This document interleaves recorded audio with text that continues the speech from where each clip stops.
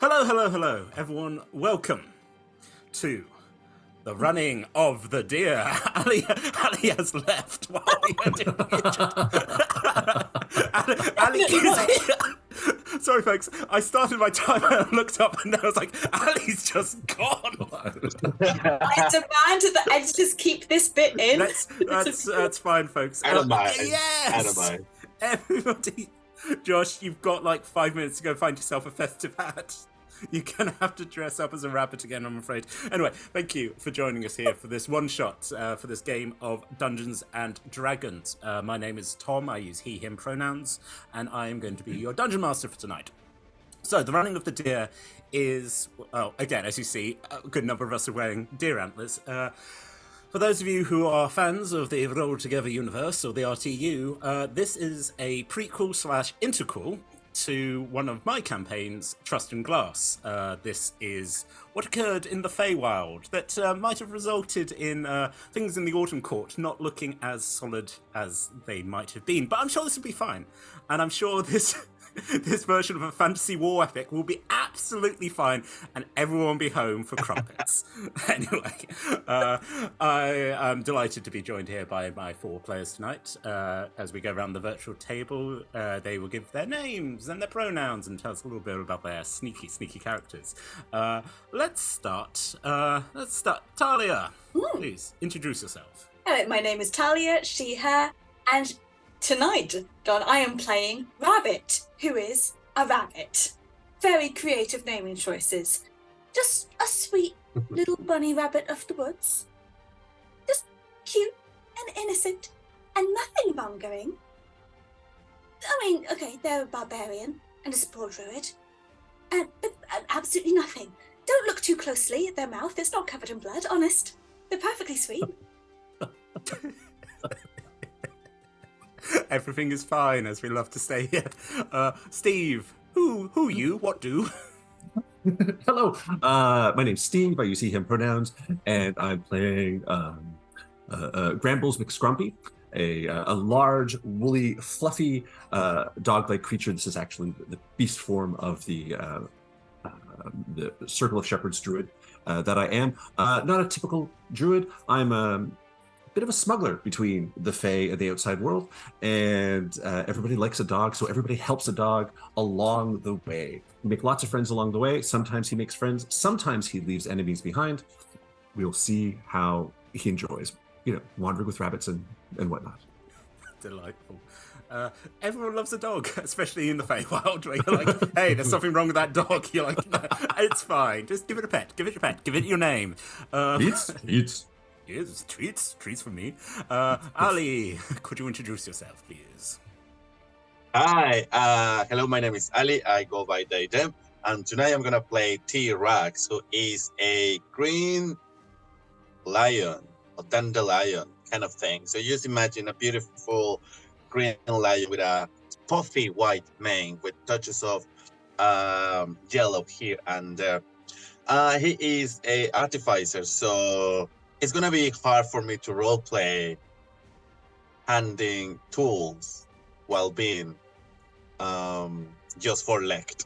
But yeah, you leave it that to me. And let's see where we go or end, survive. I just love any role-playing, which is like, just leave it to me. Just don't you worry about it. I will handle it. And last but by no means least, we have Josh. Josh, why are you here? I don't know. I really don't know. I've just realised that my mic is all the way over here. Hello. Can you hear me better now? Hello, everyone. Good you notice it now. Yeah, it's a good thing I noticed it now, yeah. Hello, my name is Josh. I use he, him pronouns, and I shall be playing Hildegard, or Hilda for short, who uses she, her pronouns. Hilda is a Valkyrie. I thought Thimblewinter, Valkyrie, why not? In terms of stats, I'm using the Owlin stats, although Tom has very kindly allowed me to ignore the medium heavy armor restriction on being able to fly, so I'm wearing full plate. Which again, I'm just like, it sounds like the sort of thing that the Fae would just be like, that sounds dumb. I'm a paladin of the Oathbreaker variety because we needed an emo on the team. Oh, absolutely. I mean, again, it's not like a large world-changing event is coming that the Valkyries might be involved in, but we're glad to have you here to help us fight in our fun little war games. With all of that, I think it might be time for a word from our sponsors. Check out our sponsor, Phoenix Dice, for carefully crafted click-clack math rocks for use in your favourite TTRPGs. Phoenix Dice work with recycled goods, meaning their products and packaging are all made from sustainable materials. You can go to phoenixdice.com to check their entire selection, and if you put !dice in the chat right now, you can enter yourself into a raffle with the chance to win some dice for yourself. Thank you to our D20 Club on Patreon. You can join for as little as one of your local currencies by following the link in chat or in the description below. Our D20 Club are the best. They have created a fan Discord for us, as well as a wiki page to keep track of all the Roll Together stories. Well, you can find that at rolltogether.fandom.com. We are delighted to be supported by Idle Champions of the Forgotten Realms, a cross-platform Dungeons & Dragons strategy video game that brings together D&D characters from novels, adventures, games, and live streams into a single grand adventure. You can select your heroes and formation, then battle through waves of monsters for free on PC, phone, PlayStation, Xbox, and Nintendo Switch. Oh, there's also a code in the overlay below. Enter it in-game and you'll get yourself a delicious free Electrum chest. Check out our amazing supporters at Elderwood Academy, who make beautifully crafted gaming-themed accessories, including spellbook deck boxes disguised as ancient arcane tomes, hex chest dice boxes, and scroll and codex dice towers and rolling tray pairings. You can make your own with their online designer at elderwoodacademy.com. You can find us across social media by searching for Roll Together RPG or by following the links in chat or in the description below. If you can't join us live and you want to see our previous episodes, you can catch up straight afterwards on Twitch, YouTube, or your favourite podcast provider by searching for Roll Together RPG. Since we are in the festive period of time where gifts are bestowed in abundance, if you are feeling charitable this year, please don't forget about local charities near you. They are a little smaller than the big ones, so they don't often get as much reach. Speaking of local charities, one that is near and dear to me is Saving Yorkshire's Dogs. I got my retired rescue greyhound from there, but they look after loads of canines. They really try to help dogs that are at risk. They have a saying that there's no such thing as a bad dog, and they never put healthy dogs down. We are going to put a link to their Just Giving page in Twitch chat shortly, and if you are in the giving mood, please donate to them via the link in Twitch chat, or of course consider giving to other local charities near you. Finally, we run queer-friendly tables and encourage and support trans and GNC players and characters in our games. Our players and DM may portray characters that are of a different gender to their own. We aim to avoid misgendering, but acknowledge that it does happen. We welcome corrections, and we have a company policy in place for correcting people on pronouns. Check out !safety in chat for content warnings and some of the safety tools that we use through the TTRPG Safety Toolkit. So, with all that said and done, let's get down to business.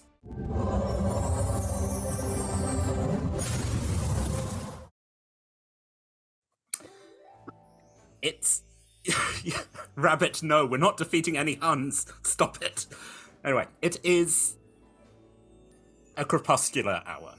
It is one of those wonderful times where night starts to encroach onto the day. And this idea of a border continues for our location. The Feywild, currently embroiled in a war that spans the entire land, also contains various forests which have claimed themselves as their own kingdoms, and because the Fae love a theme, they have broken themselves into the different seasons. We have heard from the Autumn Court, where our characters reside in, but we know that they are constantly at war with the Winter Court. And this is exactly the situation we find ourselves in now, as we watch as a large, badly made wooden cart trundles through the woods. I mean, roads are for cities, lazy people who need to know exactly where they're going. No, this cart has to weave and move itself around rocks and trees which themselves start moving and shifting.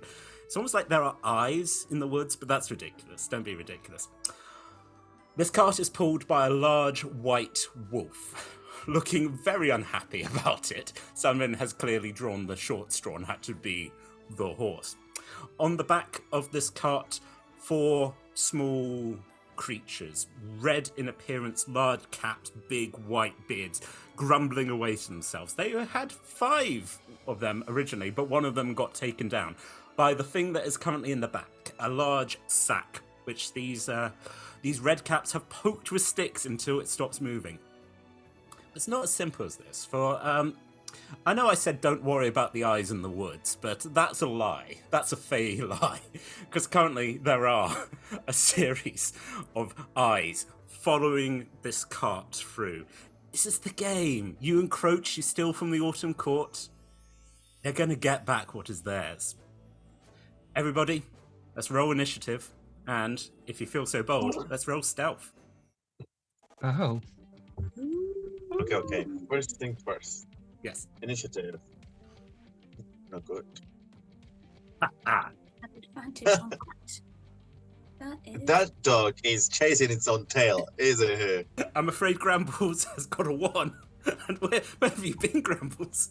I've been snorkeling, really. I've just been Absolutely. not paying attention, looking at everything else. So a 1, fantastic out of character Steve roll for Gramble. So we started off. A good way to get it out at the beginning. Yes. Exactly.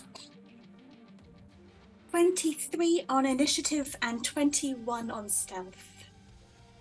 Ridiculous. As this rabbit is almost not there. Okay, so we got I am there. I just look. just It's so sweet. Adorable. Adores. Adorable. Just completely harmless. You just don't want to pay attention to me. I'm just so sweet. absolutely don't focus. Yeah. Yes, Ali.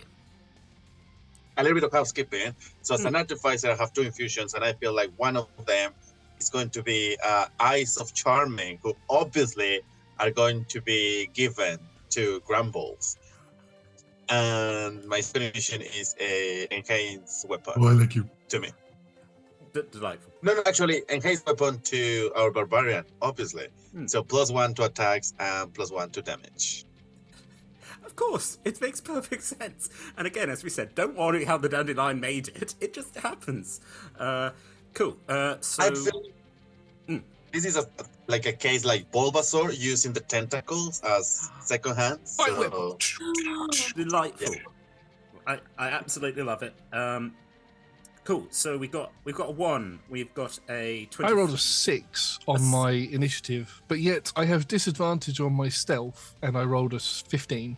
No, 17. Oh, so not the sneakiest. So and still.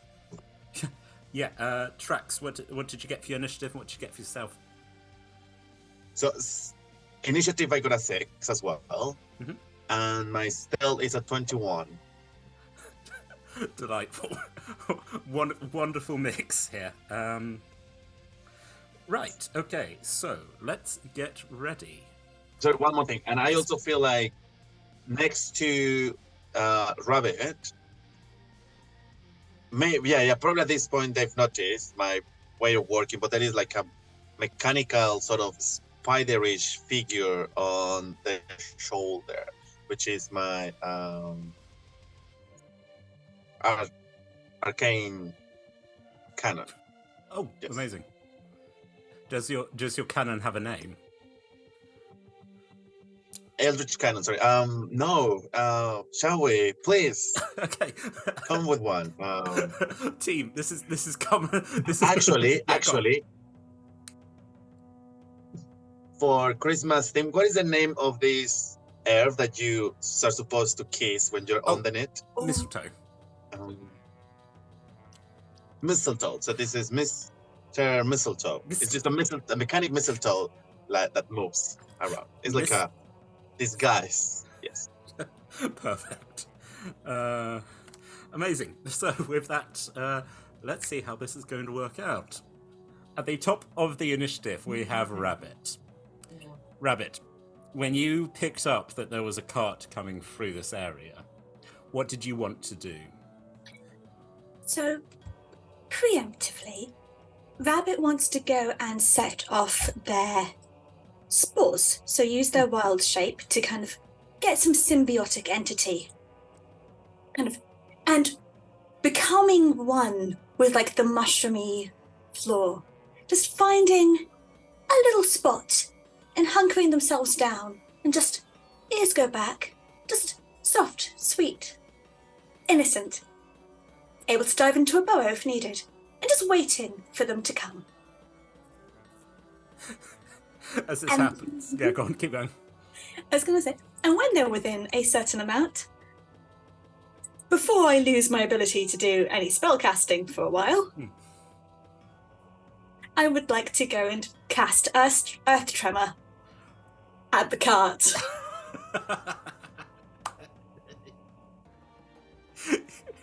It's absolutely perfect because so for the rest of you, you watch as a rabbit kind of scuttles away, hides. It is also worth pointing out that the captain of your little group, Jacktion, is with you. He is a large stag man with a sword. Kind of just squints at Rabbit and goes, I never quite get used to that, but it seems effective, so, okay, wait for it. You cast Earth Tremor as this card, like, does it do damage, or is it just enough to does it just shake the card? So I will be casting that at that's my cat, 2nd level, because why not? And so that is 2d6 worth of bludgeoning if they fail a dex saving throw. Perfect. I think I don't. This is also at the cart, so the cart also has to make a dex saving throw. This is where I'm like going, hey, what's the dex of a cart? You would have thought that I would have looked into this, considering I was like, we're doing a cart. I think I'll just roll a flat d20. That is a 7. So please do your damage. Yay! So that is 8 points of bludgeoning, and they are all knocked prone, and the earth around them is now all like torn apart a little bit, and that cart is not moving. It's absolutely perfect. Again, rumble. The red caps are all like, and start slapping at each other, and then they start slapping at the wolf, who instantly turns around and is like, and they're like, sorry. Like, oh, which one? You go, you get up. And that's the thing, as it happens, and they all go prone, falling on their backs, little boots wiggling in the air, and they're like, no, this is not fair. Perfect. As the cart has indeed stopped. Fantastic. And at that point, I will then be prepared to bonus action rage. You prepare your rage. That's perfect. That the sack in the back again violently shakes, and the red caps on their back wiggling their legs are like it. I'm not saying they're incompetent, but I'm not saying they're good at what they do. Indeed, they take they're next in the initiative. They take their turn to sort of get up and then sort of like look around, and then again, this is where they do the slapping, and 2 of them jump off either side, and then sort of are looking, and they get like their sticks and like are poking at the earth, and they're like, I don't know. And the wolf sort of like just sort of sits down and is like, they're like, no, get up, come on, get up. Perfect. Hilda. As Rabbit disappears into it. Hilda, Jack Dion sort of like is looking over at you and is like, well, the opportunity if you want to go get it back, but I just stood there leaning up against a tree with my arms crossed. Got a really long red hair braided into like a warrior braid that sort of goes down over my shoulder, wearing golden armor that looks like it's seen better days, doesn't look like it's been kept for a little while. My wings are all furled up behind me. Flick my hair back, draw my short sword and my shield, my wings unfurl, and I just jump into the air, and I will beeline it straight for them. Amazing. As again, the red caps are like, hey, with it, and then look up as basically, to their mind, a giant bird has just appeared and is coming straight down. Okay, so there are 2 red caps on the cart, and then there's one to the left, one to the right, and a wolf in front. Who are you coming down at? I'm going to go for the 2 red caps that are closest to me. So that's probably, the ones who are still on the cart. Okay, I'll go for them first. I shall make 2 attacks 2. against them. First attack is going to be, that is a 15 to hit. That does hit. And I'll just roll the second attack. That's nearly a 2, but that's a 21 to hit. I'll hate to amaze you if the first one hits, so is it this one? Way! Hey!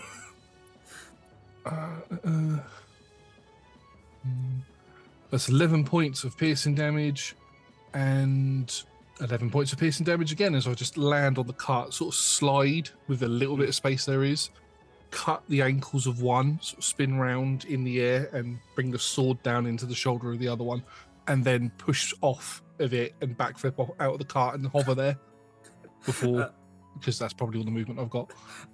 That's, again, sort of like, because red caps wear like really large iron boots, but the fact you perfectly got your sword in to like get them in the ankles, and they're like, ah! Just start screaming, and the other ones who are like, shut up, trying to move the dirt, and they're like, no, the bird, and they're like, the bird, shut up. So you backflipped back.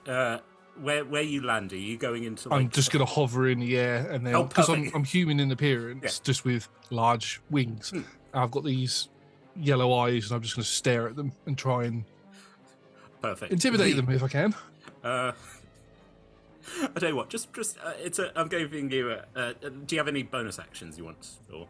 Just if I could bonus action intimidate that. I was going to say if you want to have, I'll let you roll an intimidation. That's a 5. The other 2 look up and just go, bird, and then you're like, the ones who are currently trying to get the cart free are not at all intimidated, as the other ones are like rubbing the blood off their legs. They're like, no, clearly something's going on. Yep. So that's your bonus. Any more? Nope, that's my turn done. Amazing. Tracks. Yes. So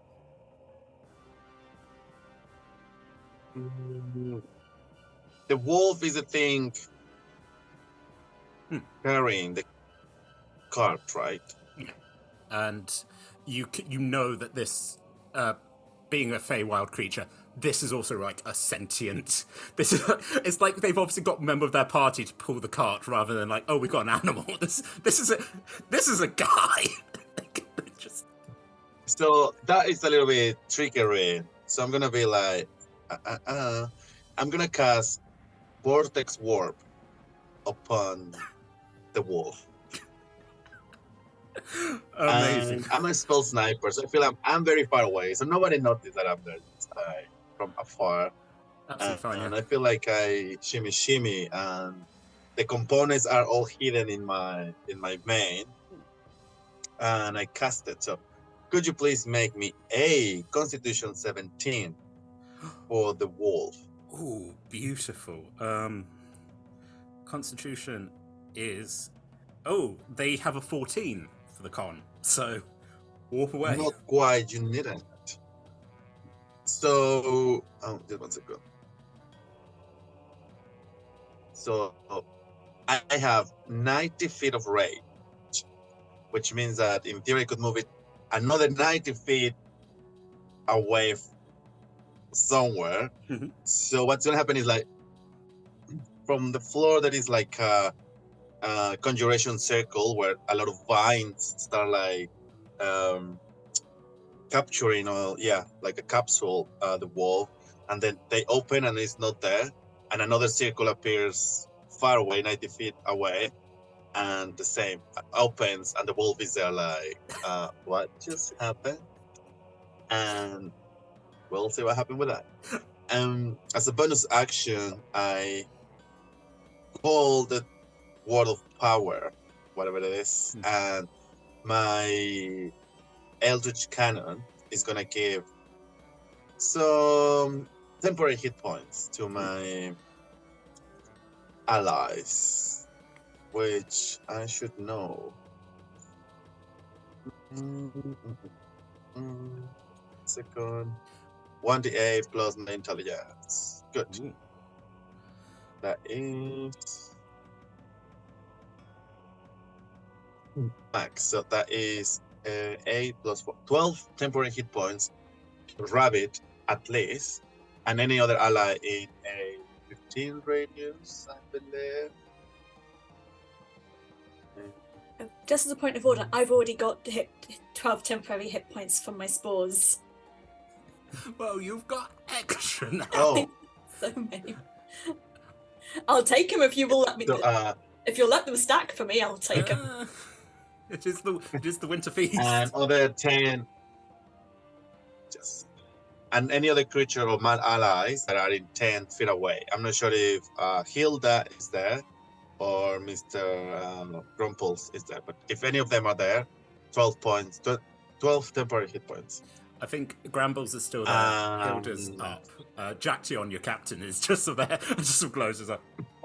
Cheers. Just that awkward, like. Nice. And I guess with my 21 in stealth, I just disappear in the background. Absolutely perfect. But That's my turn. again, that's you're completely disappeared into the hedgerow. just the glow, and also, as you said, you watch the. Can't see me. The wolf literally just teleports 90, and as you said, just sort of goes, "What the hell?" Just, I mean, again. Yeah, the spell came from nowhere. Yeah, literally. As far as this wolf knows, it's just teleported. And again, it's the Feywild. You're used to it, but it's still weird nonsense. You're like, oh, hold on, guys, I'm coming back. Bird. I'm like, amazing tracks. The wolf does have its turn now, and is sort of like, and starts pacing back. It moves. Actually, I think it's going to dash. So it's sort of dashing back. It's just about to hit the cart, and then just come back. And it's like, that's really weird. There's something here that's magic, and that looks up, sees Hilda, and is like, it growls at you. Also, it's again would attempt to intimidate. I'm not even going to make it roll. Just it's like a wolf growls, and you're like. I just snarl back.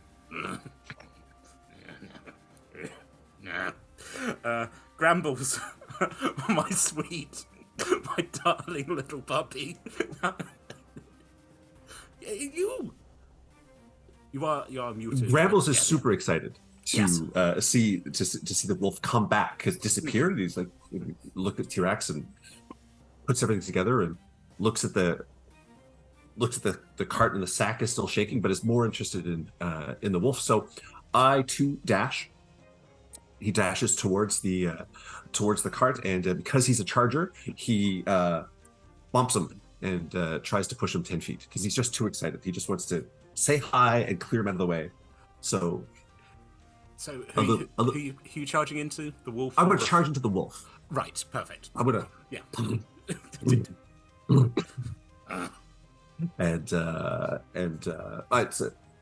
So charger, it's either bonus to damage or shove a creature. So I'm shoving a creature, and I guess it's an unarmed attack. So I'll just just roll that. throw myself at it for that's a 9. Haphazardly, all elbows and knees, no targeting. What? as you just sort of, you're like, hey. And I'm like, Brand? What's in the bag? Treats? Not treats. Gifts for the bear.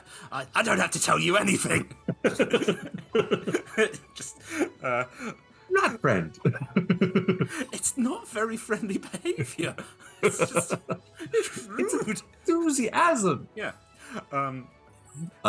Just for a bit of lore, all of you know, like, the winter bear is because you have the autumn queen, who's Sturshka, who's like the deer goddess.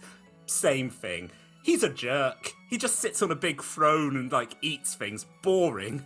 We have parties. We're cool. So yeah, definitely, definitely, we're the cool court. Perfect. Yeah. So that's. I assume that's your action.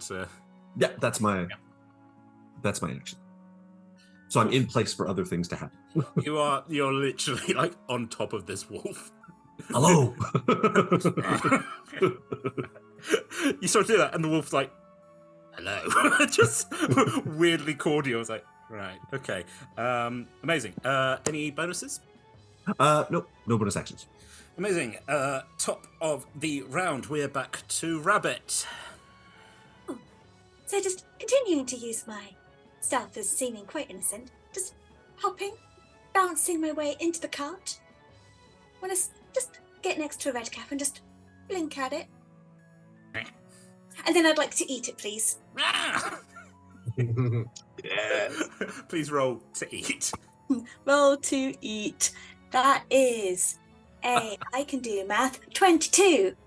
That certainly does hit. Fantastic. So I get to roll. Ooh.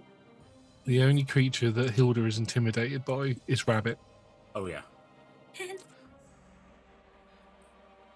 4 plus the 1 plus the spores mean I get to know an extra D6. Oh, 6. So that is a 15 points of piercing damage with my teeth. And then 6 points of necrotic damage. You land next to this red cap on the cart, the one who's been sort of like, oh, it's a bird. Looks, as you said, and then suddenly, like, let's pan the camera ever so slightly over to the other one, whose horrified face as blood splatters everywhere, and then comes back, and, we're back. Rabbit still weirdly has the beautiful, like, the redness around. There's a taint to the fur. This red cap is clutching its throat, going, oh no! No, the one thing I didn't want to happen! That's an interesting point of order. This red cap cannot regain any hit points of any kind until the start of my next turn. Ooh. Horrible. Yes, so as that happens, and as we see, like, not to get too graphic, the spores getting into the neck, and it's like, ow! No. The friend is like, oh no. It's just, there's a lot of these creatures just going, oh no. This is absolutely not how they thought it was going to happen. Amazing. Rabbit, anything else? Any other horrible things you want to do? I tell it there was 2 more points of piercing damage as well. So that was 17 points of piercing damage and 6 necrotic.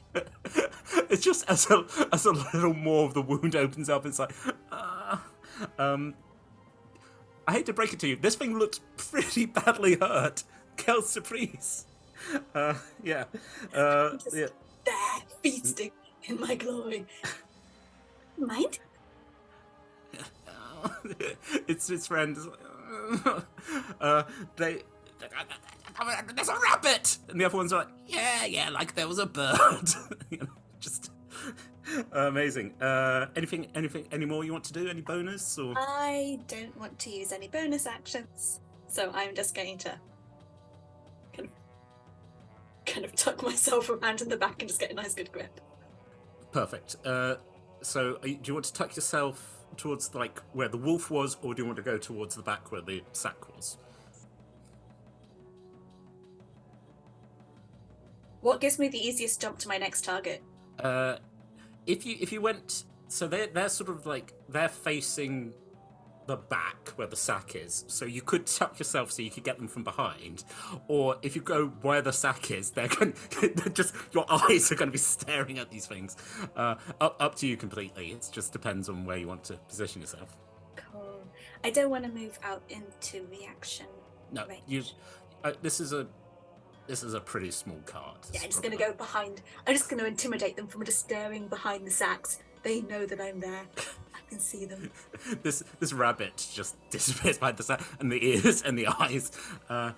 Grand. That is you. As you are next to the sack, the big one you can see is still moving, and there's just a horrible noise. I tell you what, just roll perception for me.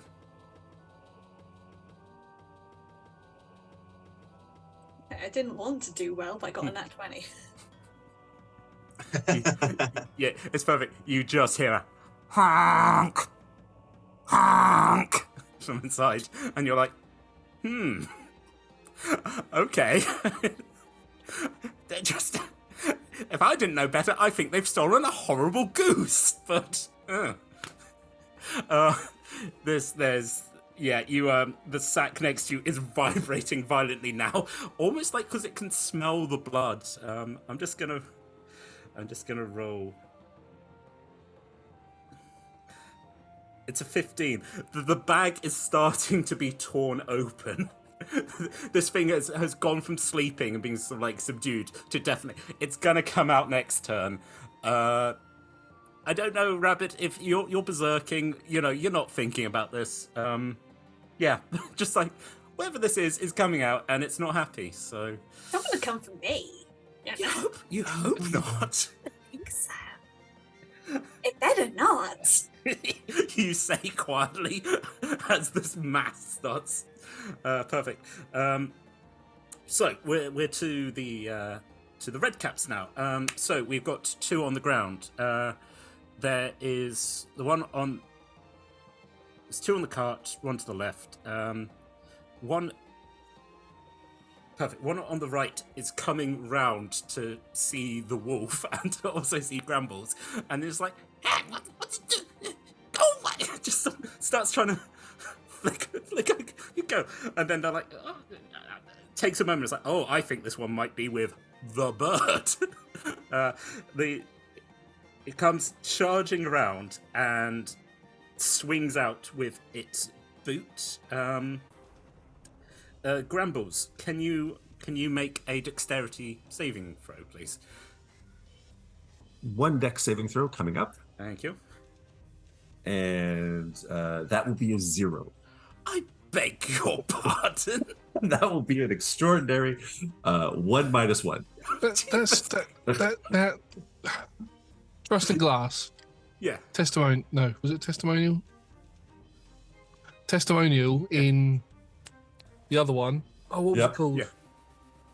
Yeah. Mine. Yeah, Yeah. I can't remember what Yeah. it's called. Testimonial didn't roll a 0 for every dexterity saving throw. Yeah, it's I'm using the onboard dice. I'm going to switch to physical, Yeah, no, I mean, but I like to share the share the bad luck with everybody. that's amazing. As Gramble, you don't even attempt to dodge as a boot comes and just kicks you. You take 10 points of bludgeoning and are just knocked prone. I'm knocked prone, Which is perfect. sliding on the back. Yeah, you just slide slightly on the mud and the shed. You're like, oh, your lovely white back's just covered in mud now. You're just like, But I've still got my scarf, and I still have my good disposition for the moment. I know who I'm eating next. Ah, I see you, horrible little. So that's that red cap attacks you. The other one, let's see. So Hilda's up there. Trax absolutely is in the woods. Jaction is staying back to monitor. Sort of hand on sword and is like, oh, that's looks at Grandma's like, oh, that's bad. I think the other one, the one that was trying to like poke, like clambers onto the cart and is like, where are you? Rabbit, did you tried to roll me a stealth, just for like a general like this is you hiding in the.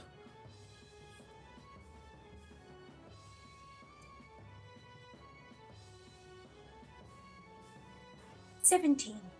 Perfect. I'll just roll a perception. Because I don't want to break it to you. These aren't very... 10. Where they're just like, oh, I think go. One is just profusely bleeding. It's like, oh, did you fall over or something? Like, oh, got bitten by a rabbit. Like, oh no. What do we do? Let's sort of like starts poking at one of the wounded ones. Like, it's your turn to go move the cart. And he's like, As a reaction, I would like Perfect. to make the one who's looking for me roll a Constitution saving throw, please. I mean, it's a dirty 20. Okay. It feels a little bit ill, but nothing happens. It's just ill looking at all of this and the mess. Again, I'll point out that there's this entire time there has been a flying Valkyrie just up. I assume, Josh, you're flying out of like melee distance. Oh, yeah. I'm just gonna, just for the fun of it, I've just made them roll. That's a 15 and that's a 16. Again, doesn't matter what your AC is. They try and like get you with their sickles and like get down here. Just stop it, folks. I wasn't expecting these red caps to be this useless, but there we go. Okay, you never do you? You think, oh, I can. Okay, does it kick? Does the perfect? Two of the. So the one who got on like shoves one of the less wounded ones off, and it's like, you go get the wolf. I'm like, all right, okay. So that one gets off and is now sort of like looking where Gramble is, and I was like, okay, Wolf, we need to go. We need to take it back to the bear. And Wolf's like, right. Jack John just sort of like looking over and like, you all right, Gramble? Good. Good. It's okay. We're not friends. Alright. Comes out, and as sort of the red caps are like, oh god, okay. Like, basically, a cryptid for them has appeared from the woods. So comes over, and like, Gramble he gives you the help action. This large stag man just sort of picks you up, puts you back on your feet, and is like, there you go. Yes, you should shake off. Good evening. We're here to burgle you. And they're like, all right. Rob, give stuff. Rob, yeah. So, it does appear that some of your party have already been interested. So if you could, I don't know, bugger off, that would. No, right. Just stands next to you, Gramble, and prepares as the wolf growls. Hilda, you've been watching all of this from a beautiful high-up position. Seeing Gramble get knocked to the floor, I'm going to swoop down next to Gramble and just kneel down. Are you okay? Do you need a hand up? No, I'm up. I'm ready, and I might stop being a dog if it gets worse. But right now, I think we're good. Okay. Thank you, Trax. Little scritch around the back of the ear, and then I'll just look to the wolf and the red caps that are on the ground, and I will just spring towards them. Wings will curl in as I do it, and I'll barrel roll towards them and attack them twice. Okay, who are you going for first? I'll go for the red cap first, Sure. and then the wolf. Amazing. So the first one is a 27 to hit. Ooh, lovely. Yep. And against the wolf, that is going to be a 22 to hit. Again, hate to break it to you. That's extraordinary. Yeah. It hits. Okay. So you're going for the red cap that kicked Gramble, right? Yeah. Cool. Roll your damage. As I do the barrel roll and go to attack them, my blade ignites with radiant energy as I use Divine Smite. So that's going to be 10 points of slashing damage. Slash. Piercing damage, sorry. Pierce. For some reason, short swords are piercing. No. And that will then be 3 points of radiant, so not an awful lot. And the second one will be against the wolf. Is 14 points of piercing. Ooh. And 7 points of radiant. Yeah, Unless any of them are undead or anything like that. Nope. worth checking. As you just slash glowing, sort of the energy, sort of like with your radiance. Is that also sort of yellowish? Sort of It's like a yellowish. It's like it's yellow with like a black outline to it, as if there's darkness trying to get into it. impossible. In the Faerwoods, no, everything is beautiful here in the Autumn Court. Yeah, you slash in. The red cap's like, you know, and the wolf just. And I will stay in combat with them. Perfect. Any bonus? No bonus actions. Nope. That's me done. Right. Cool. Tracks out in the woods. Hidden in somewhere on this close location. Trax is not happy that the good boy is being attacked. So I'm gonna shoot at the wolf. Is the wolf still standing, right? Yeah. So I'm gonna fire firebolt. Embracing this idea of like Pokemon is like a sunbeam kind of thing, where the main changes color to a from red to white because it's really hot. For a fucking sorry for my friend, 12 to hit. I'm afraid a 12 doesn't hit, so you have just fired a beautiful sunbeam and just over the shoulder of the wolf is like. Well, there is not much else to do. Wait a minute. Would I be able to position Well, it's a myself in one-shot, a right? position I'm gonna- to potentially give Trax advantage on that through flanking? If you want to do that. Okay. I'll tell you what. It's a spell. It's a range attack, so it doesn't Ah. work. I was like, We I'll do if tell I'm you on the what. other side No of it. worries. And then, so that's a cantrip. Hmm. So that's a cantrip. So I'm gonna use Scorching Ray this time Perfect. for a 14. Jesus Christ. That beats. So the beam fires over, and then a Good. scorching ray just So bursts out. for not so good. 6 plus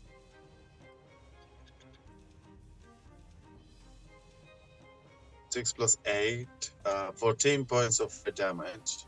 Mhm. No. So that's the first Right. one. Still standing. Second one. Oh, Jesus Christ. Seriously. 12 again. So forget about that. Just again. There's blast off. Scorching Ray. Yeah.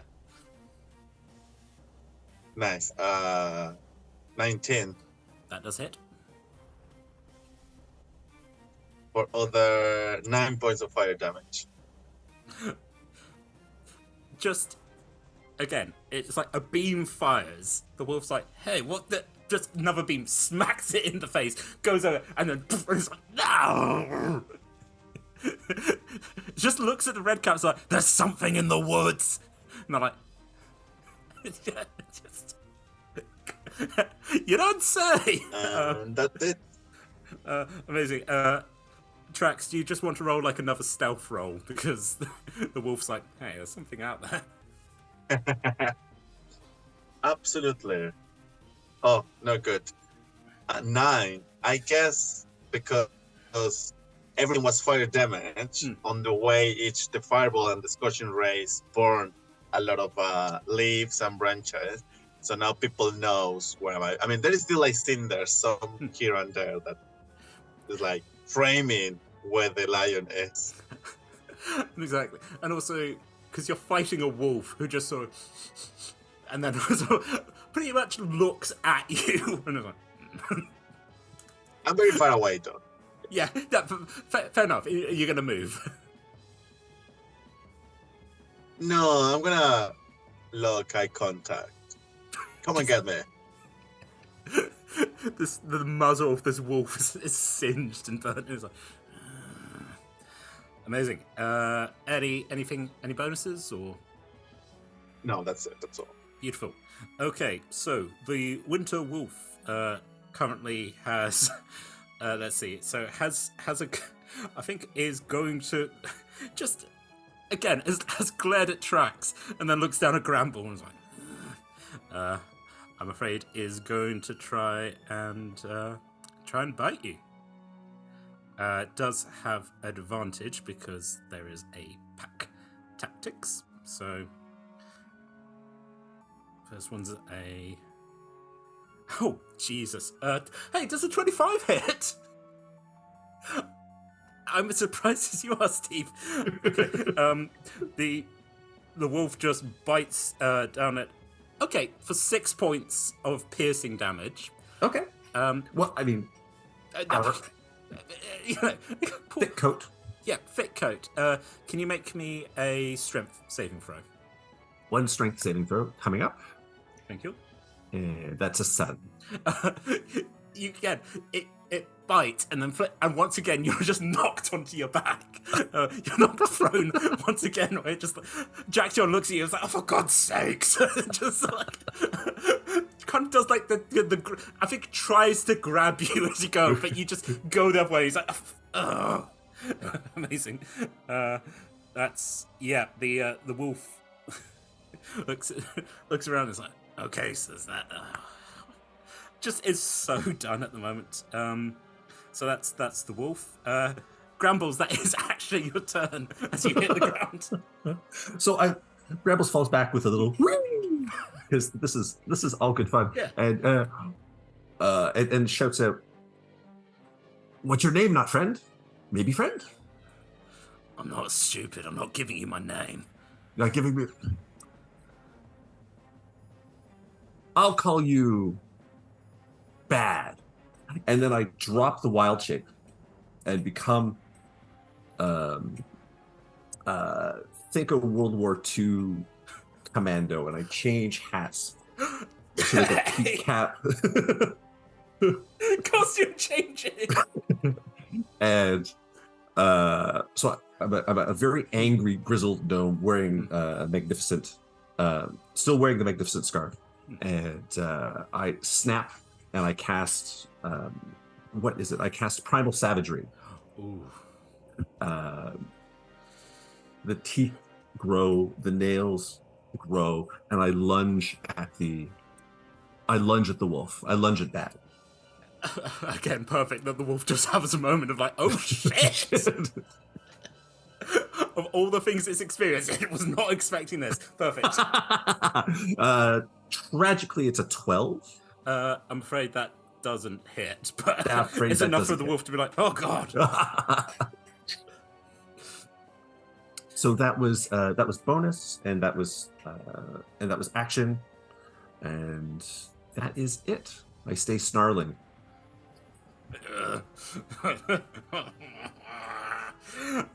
Amazing. Back at the top of the round, Rabbit, you are in the cart. There is an incredibly bloodied red cap. There's one that's also there's a sack that is basically ripping itself apart. Something's getting out. I see that we have a new target. So I'm going to use my bunny hop to jump to Wolf, and that means that I don't get any attacks of opportunity against Perfect. me. I know, perfect. And bite Bad. Just land on his back. I'm small. I'm a small creature. And just tear my teeth into him. Bad was having a pretty awful day up to this point. It's now getting considerably worse. Let's do it. That is a dirty 20 to hit. Beautiful. Fantastic. So actually, that's a 21 to hit. I can do that.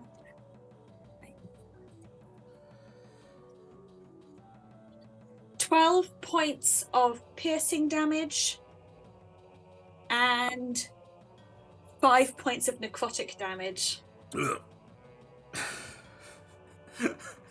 Again, there's the sensorial feel, the blood splattering on the earth as a rabbit is basically burrowing itself into the back of this wolf. He's like, oh, gods, why is this happening? Parlay! Parlay! Jojon's like, Dragon's like, oh, we don't do parlay, I'm afraid. You know, you stole from us, and now, look, repercussions of your actions, friend. Sorry, Dad. Dig my claws in and just kind of lean over and look at it in his eyes, go, why did I parlay when I'm having so much fun? Look, who am I to stop Rabbit from having a great time? Also, Grambles. Look, look, we've had a bit of a time, and you know we're blowing off steam before the feast. Rabbit, you just okay. Any bonus actions or? The bonus action was the hop, so Brilliant. I'm just gonna lock my claws into the back of the fur so I can just stay there. Brilliant. So things are pretty chaotic up to this point, we have to admit. What makes it more chaotic is this is the point where the bag explodes and a goose bursts out. Weird. Also weird, the goose has 5 heads. This is the mother goose, otherwise known as the Magusa. They tried to steal her. She is a dignified lady. And she, don't you boo me. I am the god of this world. I will not be booed. The Magusa bursts out, and all 5 heads are just like, honk, honk, honk. The others are like, even the wolf's like, I had no idea we were taking the Magusa. tries to go into like the kind of like, you know, when dogs are like trying to start huffing and like I'm sorry. The red cap's like, oh, the bear's gonna be so mad. The Magusa just starts pecking at the red caps. I'm just rolling random damage. Yeah, that's they all. The one that Rabbit basically is ripped apart by this goose. The other one is like, I think now is a good time to leave, lads. Attempts to outrun the goose. I'll just roll to see if that hits. Oh God, that the one that hadn't been damaged takes a very nasty pecking. 12. That's the thing. That's onto the red caps. The one that's on the cart that hasn't been ripped apart disengages and starts running off into the woods. So the one that Rabbit ripped up. Rabbit, do you get anything if something dies? Is it that kind of spore thing or?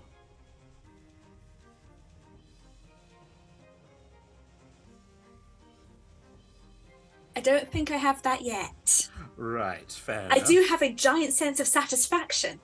Well, and that's important. That's what I want us all to come away with, going satisfied. The red cap, which was by the wolf, also tries to run. Doesn't disengage. Anyone who's by the wolf can do an attack of opportunity. So It's me. Yeah, Hilda, Grambles, and Rabbit. Here's a chance to rip apart this red cap. 17. That hits. 18. That also hits. I don't have my spell, so I will ice knife it. Oh, perfect. 20. Those all hit. Please roll your damage, as I fear you're going to rip this little guy to shreds. 9 points of piercing damage from me. 9 piercing. Reach down with my claws rather than with my teeth because it's just easier. 5 for me. Perfect. 9 points of slashing, 10 points of slashing, 2 points of piercing. Of necrotic. There's a lot of words. Delightful. Okay, so the red cap isn't dead, but it's seriously bleeding as it runs off after its companions. Jack Dion, who also would have had an attack, just like, all right, off you Off your trot. Right, okay, so we got that one, got the goose. I think it's just up to the wolf now. Sort of, we're not out of initiative, but it's a little bit of that sort of thing of going, it's just the wolf that's left, as the goose is just eating the red cap on the back. It's like, horrible. Right, well, actually, sort of gestures to Trax if you want to come out. You're like, all right, okay, folks, here's the decision. You want to parlay, Wolf? Yeah. I mean, I'm sorry, and I won't do it again. Interesting, very interesting. Team, what are we feeling? I know what you want, Rabbit. Just a little bit like pushes Rabbit's face back. Is like, shit. Actually, better because he's quite big. Picks you up by like the scruff. And it's just like, I know what you want. Just everyone else, what are we feeling? He's bad. He's bad. He's bad. I wonder about that goose. I'm fine. There comes a voice from the woods. All right, so that's 2 for killing. Wolf's like, hey, yeah, okay. Picks you up. Yeah, Rabbit. What? Tells us everything he knows, and it doesn't mean anything anyway, and then I eat him. Vote for interrogation. And then eat him. And then eat him. Hilda, what are you feeling? Interrogation and eating sounds good. Drops Rabbit down. Like, right, okay, so. And I think as that, like, as the perfect, like, war film, as we see from this wolf's point of view, as all these heads just appear glancing over, it's like, so, what you gonna tell us? Hard cut. The goose is also covered in blood. Where the party's standing around. The goose is like, yeah. Right. On behalf of the Autumn Court, we offer you sanctuary. We apologise if anything. Just the goose is trying to like peck at all of you. Like, stop it, stop. You know what? I just best to enjoy the winter season, Mother Goose. Off you go. Horrible, absolutely horrible. The goose just waddles off into the woods. I just decided we weren't going to fight the goose. The goose is a power unto itself. Perfect. So that's the thing. There are slabs of meat everywhere. There's the carcass of a wolf down by a tree. There's red. Wow. Wait. Well, A wolf that was a sentient creature, right? yeah, I mean, so the red caps, but we're probably going to eat them too. So. I feel like Dandelion is a vegan. I mean, you do your business, but yeah. That's fair. That's just what. I mean, we don't have. I mean, Rabbit's gonna eat. Rabbit is already just pokes his head out, and they're already in the wolf. Big. Just in the thing already. Are we doing anything important?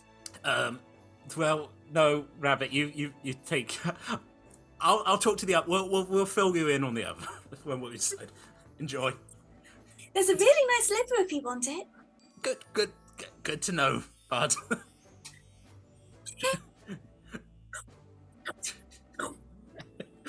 Slightly sort of turns around. It's like, yeah. Okay. So we saved the goose. That's good. To our credit. Goose is loose. The goose. Hey.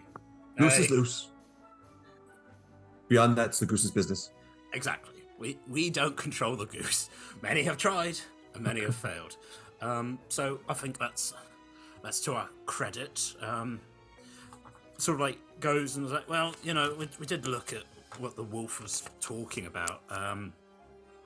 Thimblewinter, which I think is the attempt for the Winter Court to encroach. And something rock, raggedy rock.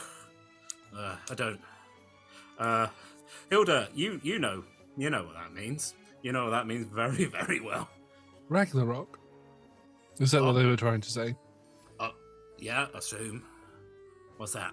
Is that some kind of? Is that a bird? Because they seem very obsessed with birds. It's like it's the end of days. Right. Like Thursdays? Yeah. Like All Yes. days. All End days. of all days. Oh, so Sundays. Yeah.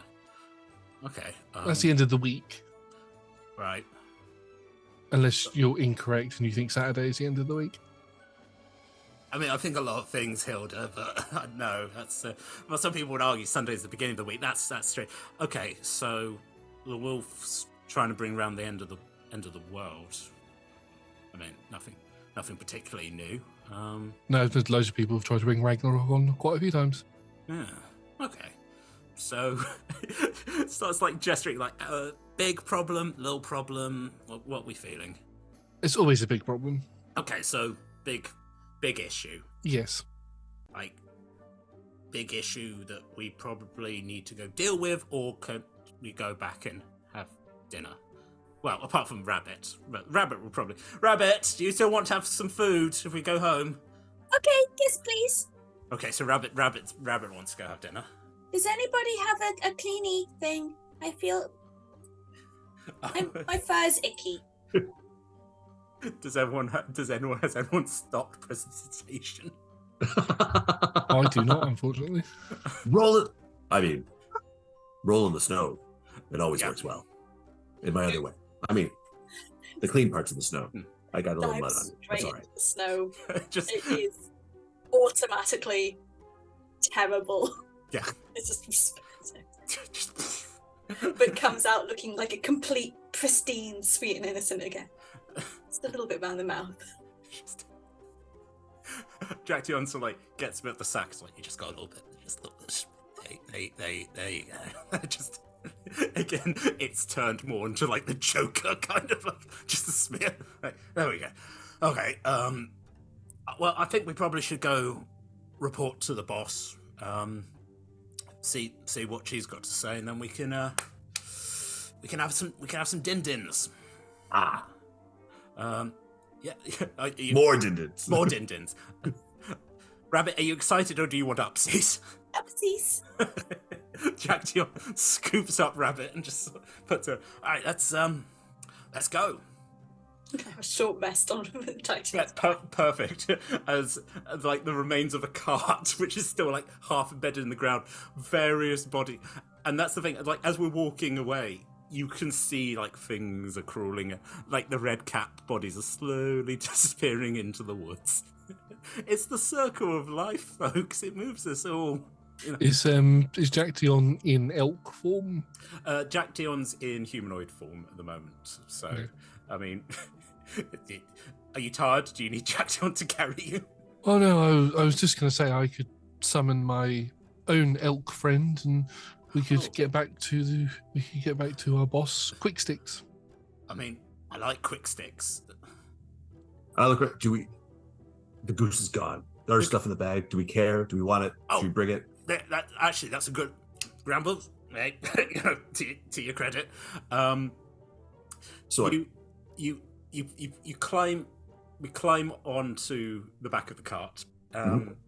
There's various sort of like. It's obvious that they were trying to give the Great Bear King a feast, and they haven't done a very good job. It's sort of like mushrooms, and all of us being autumn like, well, that's poisonous. They just obviously grab. What is interesting is that there is like a small sort of bag of coins, sort of silver coins. And again, sort of like open. So Jack Tin looks in and is like, oh, that's interesting. Like on one side, there is like they've tried to like engrave a bear.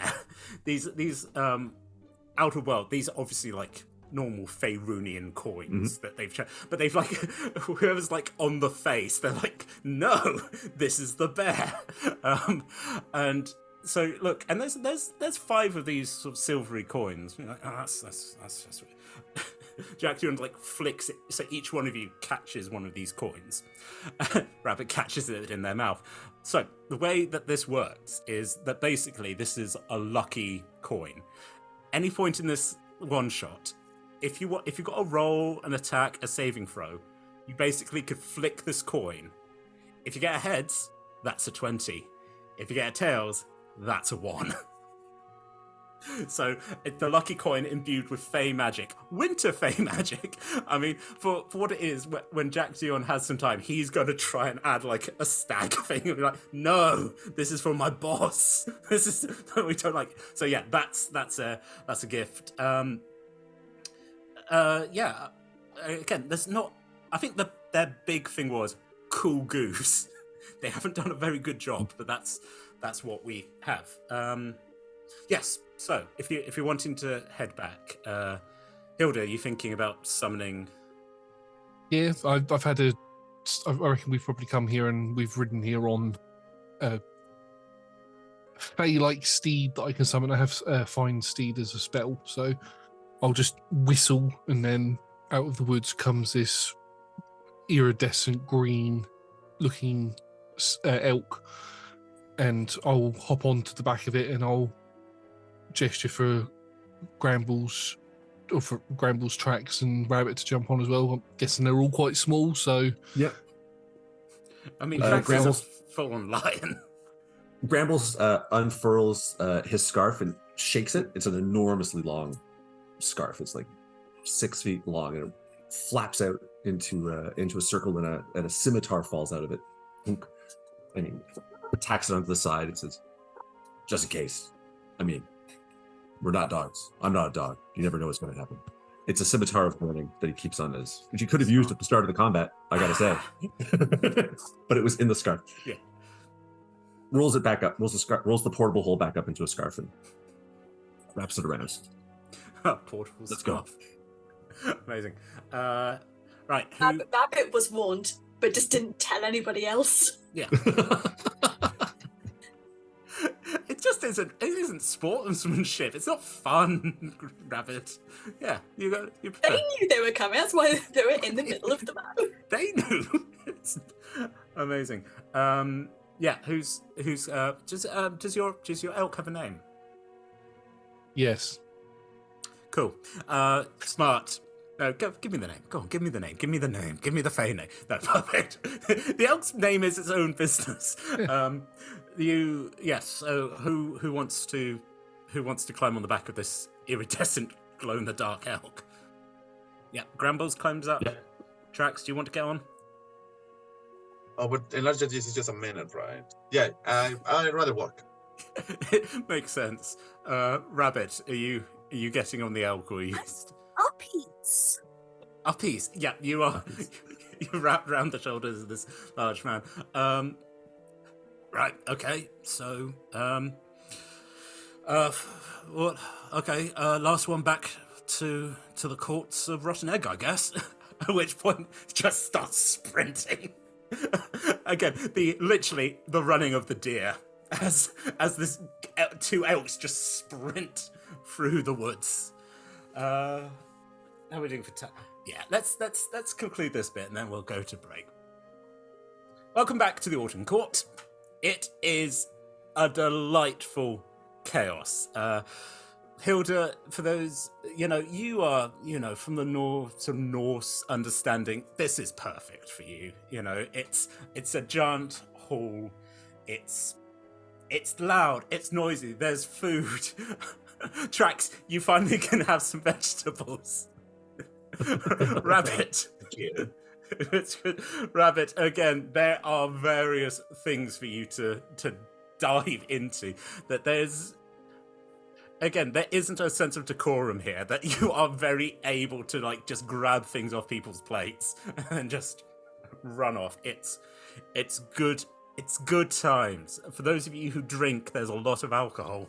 They are celebrating.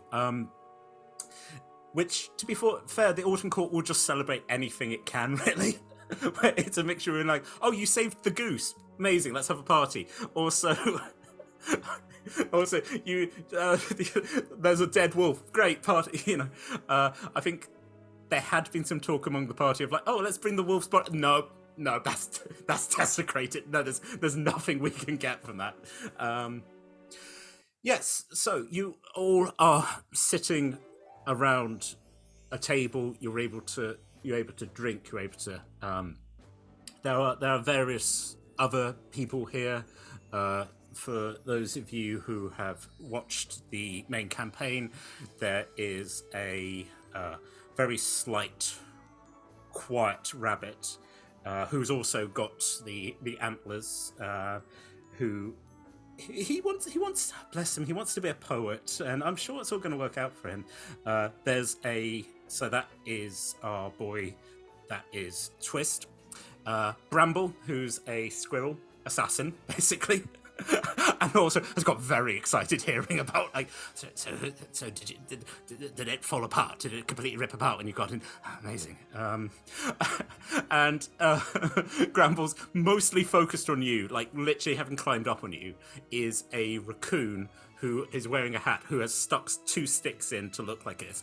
This is the Dr. Sawbones, the raccoon doctor, who is an elk, who totally is an elk, and is like looking at you and going, so, yeah, now, if I put like berries, like, literally is like where you have been kicked, is rubbing berries into the, it's like, is that helping? Is that not? Is that, you good? Get off me. I make my own berries. And I just I good berry and I just give him one. Yeah. And I just eat them like they're jujubes. Amazing. If you want to throw Sawbones, so it's very accepted that Sawbones is to be thrown. And literally, as you sort of like toss it and like pew, flies across, he's like, no, not again. It's a good time. For those of you who are sort of like paying attention, like at the head of the table is a giant elk, white fur, large. This is Sturshka. This is the queen of the forest, and Jaction has been sort of like in deep conversation with her. And actually, just if you're interested in what's happening, if you make like a insight check. 5. 14. Grambles, you're dealing with an annoying raccoon dog. That's fine. Hilda, you're picking up. Rabbit, you paying attention? 16. 16, right. Rabbit, you're picking up on this. Trax? Jaction gives good pets. I like paying Jaction attention. is good. No, I think Trax is one that relies on other people's opinions. Trax, you finally have got like a nice plate of food, and it's stuff that Rabbit's not grabbing. That's perfect. Right, so Rabbit and Hilda, who, again, it's sort of like paying attention, watching like Jaction has got quite sort of intense, and they actually seem to be arguing. And sort of like, if you're sort of listening, it's like, no, but I mean, and actually Hilda sort of like gestures towards you. It's like, Hilda says it's going to be a real issue, like end of the world stuff. And the deer sort of, no, you need to listen. I mean, some bad stuff going on out there. Some weird things like the animals, and it doesn't seem right. I mean, I think the war's coming for us. I think we need to be prepared. And the stag sort of starts getting up. He's like, no, don't walk away. I mean, we need to deal with this. And literally sort of like he gets up and he's like, no, you need to listen. Everything goes quiet. And you watch Sturshka transforming back into like a wood. She's about 8 feet tall, also got the antlers. And she's like, did you just raise your voice to me, champion? He's like, no, it feels bad. There's something going on out there in the woods. I've got my party and we need to go work on it. She's like, or maybe you just do your job. You protect me. You just stop anything invading. We just close the borders. How's that? And she's like, no, that's not.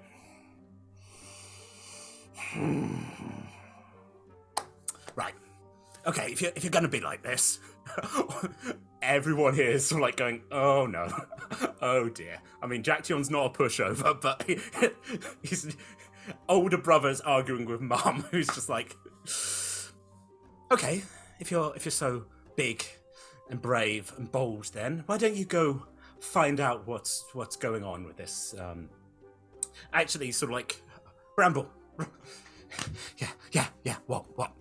Bramble, you tell Jacktion. Yeah, okay. Okay. Hi, Jacktion. Hi, Bramble. Right. Hey. Okay. Yeah. So there's something out there. There's some sort of knight. I saw sort of like doesn't talk. It's completely quiet and it's scary. And I know how much things like to talk out there. So, sort of. So just it's like, well, spit it out. There's sort of mist, like a yellow mist, going out there, and scary. Right. Okay. Looks up at Sturshka. I mean, do I have your permission to go investigate this non-talking knight of yours? You're taking your party? I mean, yeah. All right then. Rabbit waving. Yeah. Oh, Trax, you hardly got a good bite in, and now this is happening. All right, then. Off you go then. You and your followers, you go work out what this terrifying, non-talking beast is, and just make sure you're back before the end of the festival. I mean, it's us. We're the best at what we do. Right. You see Twist sort of gets up and says, I'm like, Captain, can I... Oh, Twist, I need you to make sure that everything's fine here. I mean, just, I don't know, polish sticks. What, right, you want me to just polish the stick? I don't know what you do.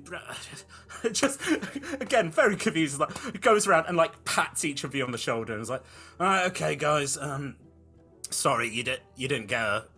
By the way, you've all got a short rest here because this isn't long. For some reason, he just can't stop going on adventures. Right. Which way we go? If you had. Okay, no. Well, bless your heart. We'll work it out. Okay, kids, let's go. Again, rabbit up onto the shoulders.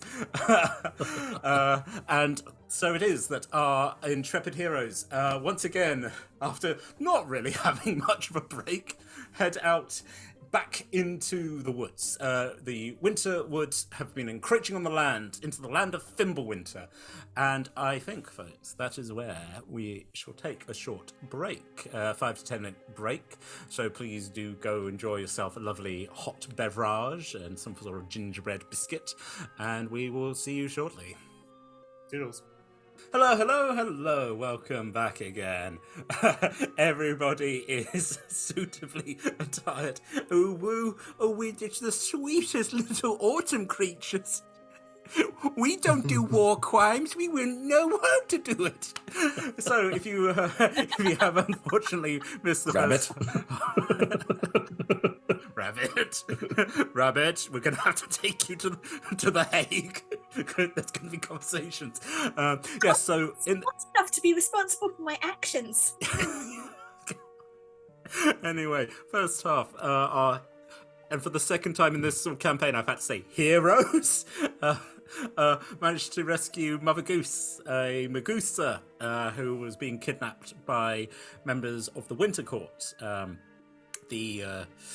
Most of those terrible bandits were wiped out summarily, and the goose was allowed... Or eaten. Eaten, which is a form of being sorted out, I suppose. Yes, the goose is currently on the loose about this hoose. They went back to basically have their din-dins, and Jacktion, the don't you boo me! I remain your god! Anyway, Jacktion, this is what I would be like if I was actually a warlock patron. It's like, stop it! Get your spells. Anyway, the pseudo captain of the group, Jaction, basically had an argument with his mum, and said, "No, we're going to work out what the heck is going on." And a very twitchy squirrel assassin, Bramble, informed them that a mysterious figure had been found in the Winter Woods, an effect which has become known as the Thimblewinter.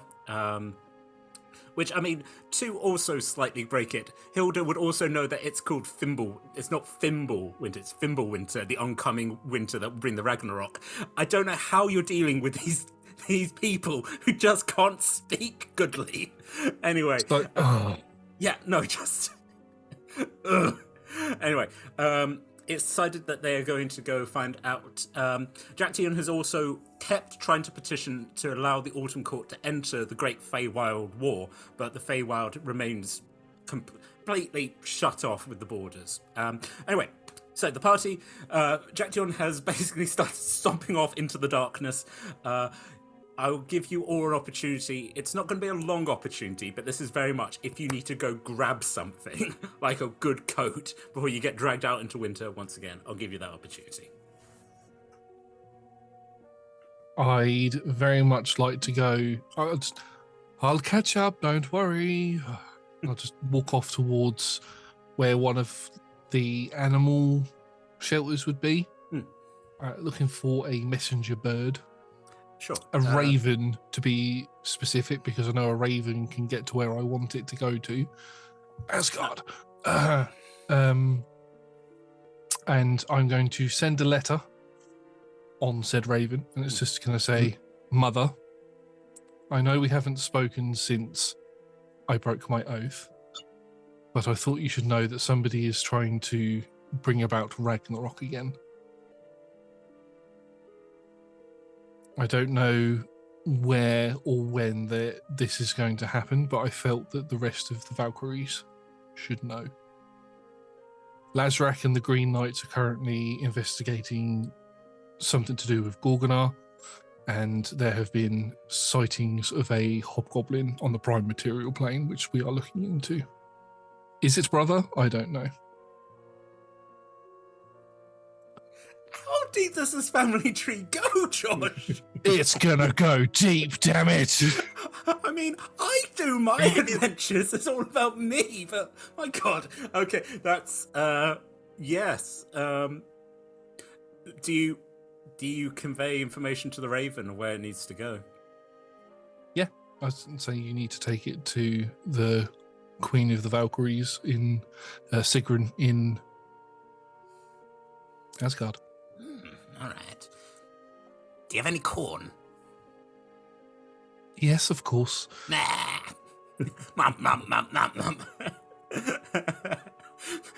Hugging away! As Hugan takes to the air. I don't know why Odin's actual raven is hanging out in the Autumn Court, but, you know, it's a job economy. You've got to take the work where you can get it. You do indeed manage to send a letter to Mother, to Sigrun.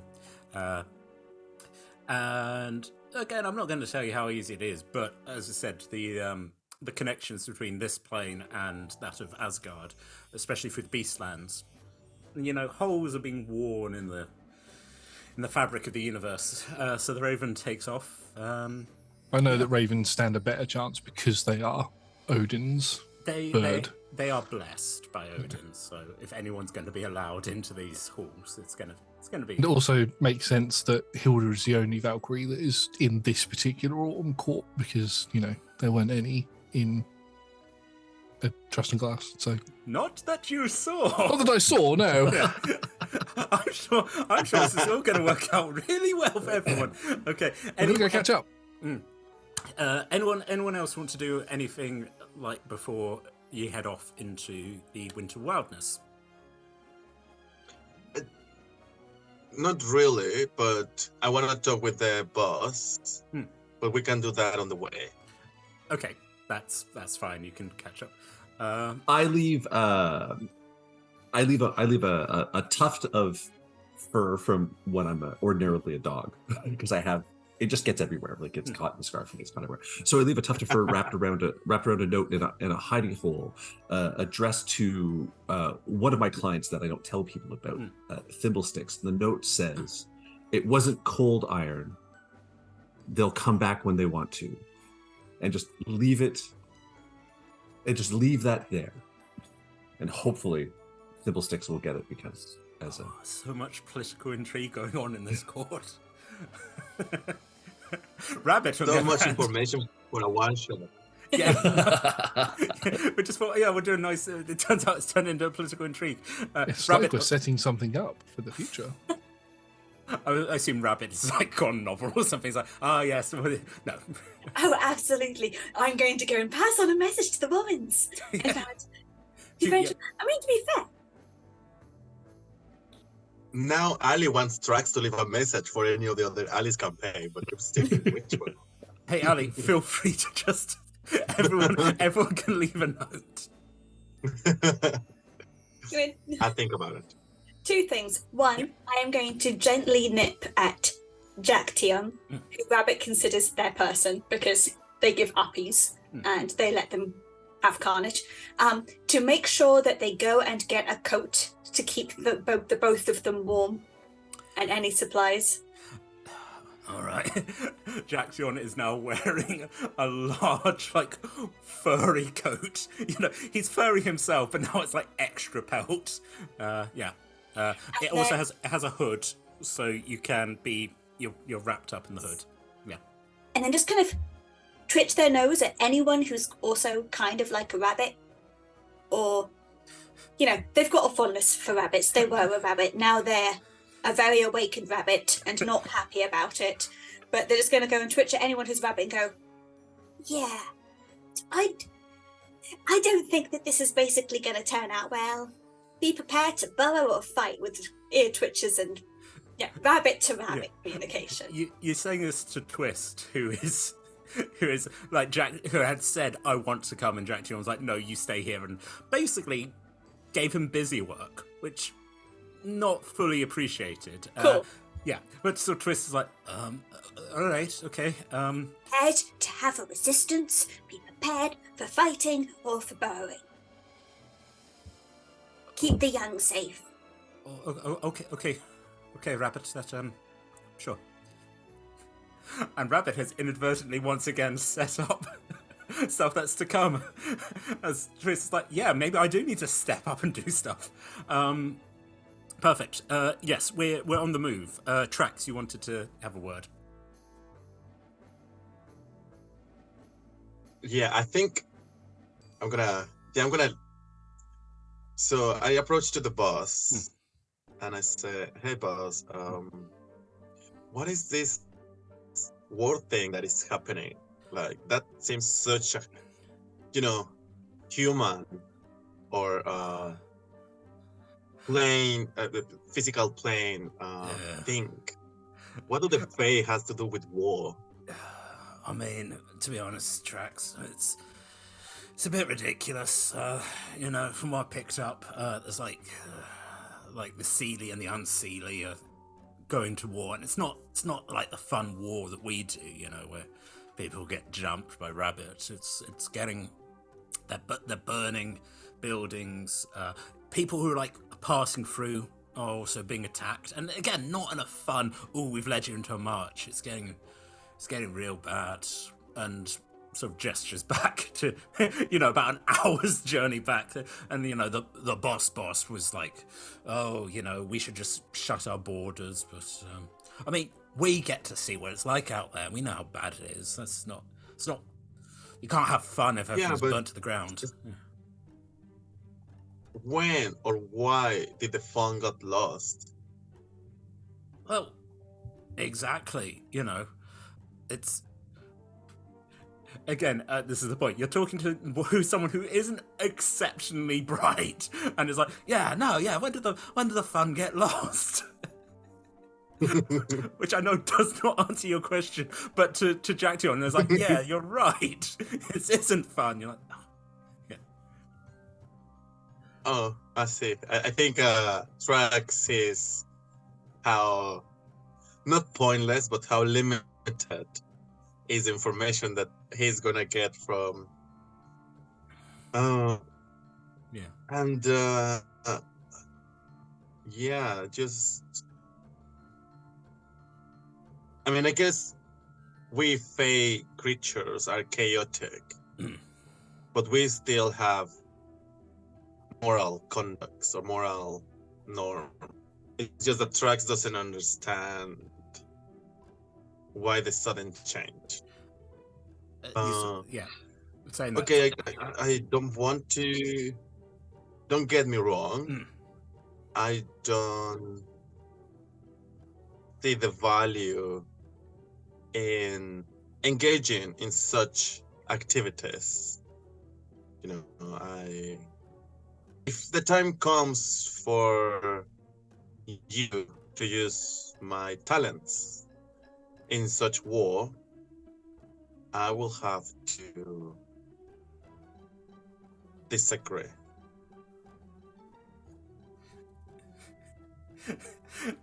You're saying that, and you're sort of like, yeah, he's sort of like trying to take you in. It's also worth pointing out there's as you're talking to him, like there's just been like a rabbit's head staring at you, who I feel is on the opposite side of this argument. Yeah, but just like, yeah, war. I mean, you're a free being.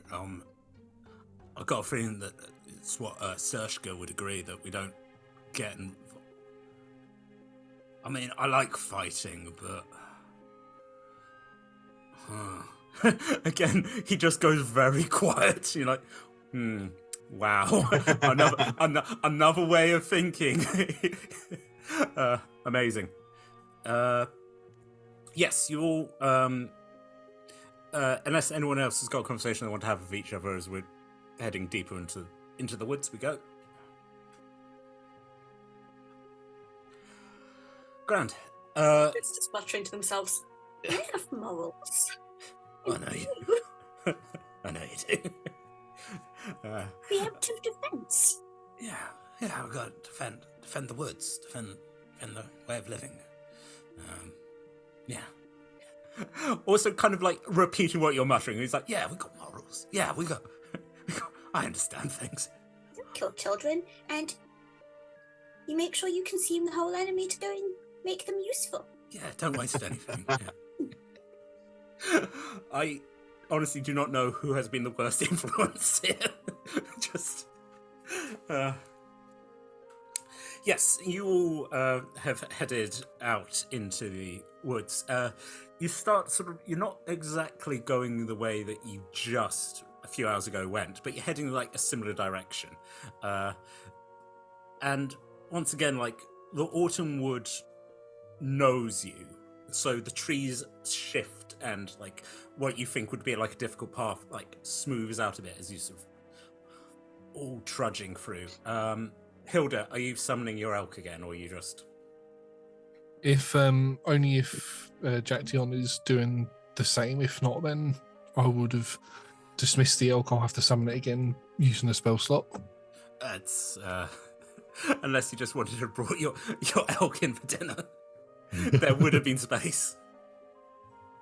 Could have done. Yeah, I think I'm happy with that. Where this is the sort of place where they're like, yeah, no, that's a person.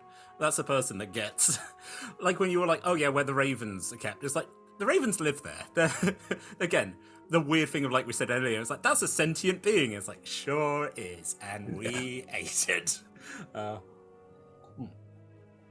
yeah, the path that you pretty much sort of, like I said, it's sort of when we started it was dusk, so it's dark now. It's the depth of night, and we're closer to dawn than we are to the sunset. But I assume everyone's got dark vision. Yes. I do. Dark vision to 120 feet. Beautiful. It's fun that you mention it because no, I do.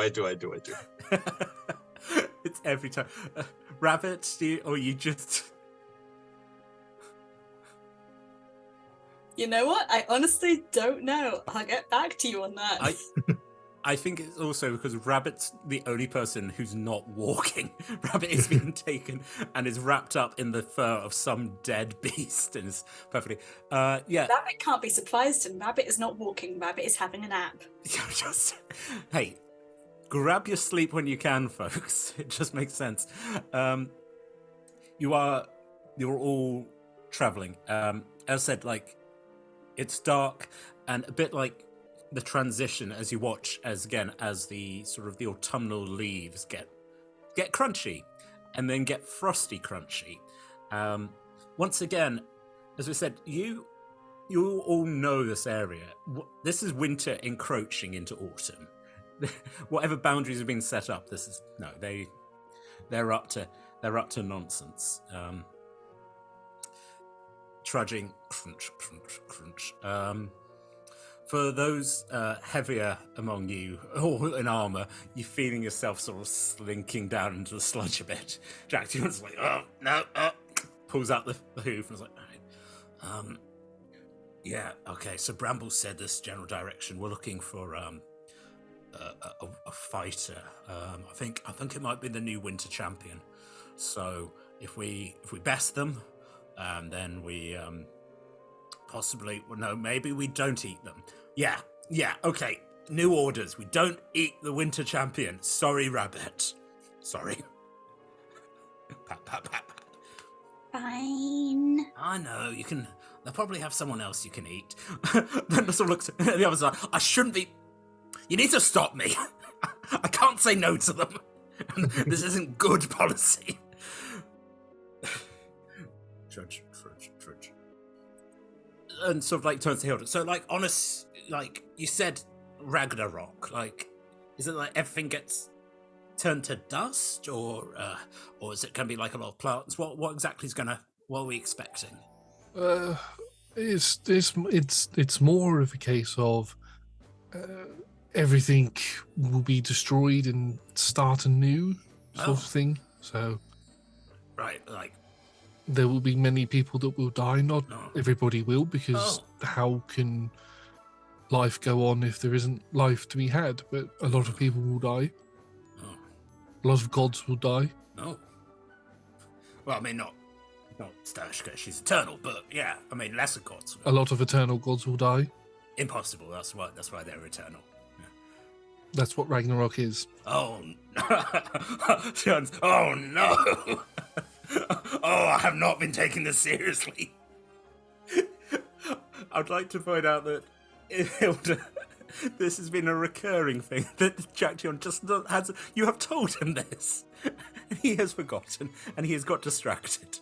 It's so yeah. After that, after that kind of frustrating conversation on many sides, the travel again is getting harder. The ice is deeper. Again, the sort of the churned. As I said, there's no roads here, but like, I'm sure all of us have gone walking in a wintry woods where it's just like, oh no, and then just having that moment of like, okay, this is nope, that was a puddle. I've just put my. Apart from Rabbit, who is as warm and as snug as a bug, you know, everyone is starting to feel.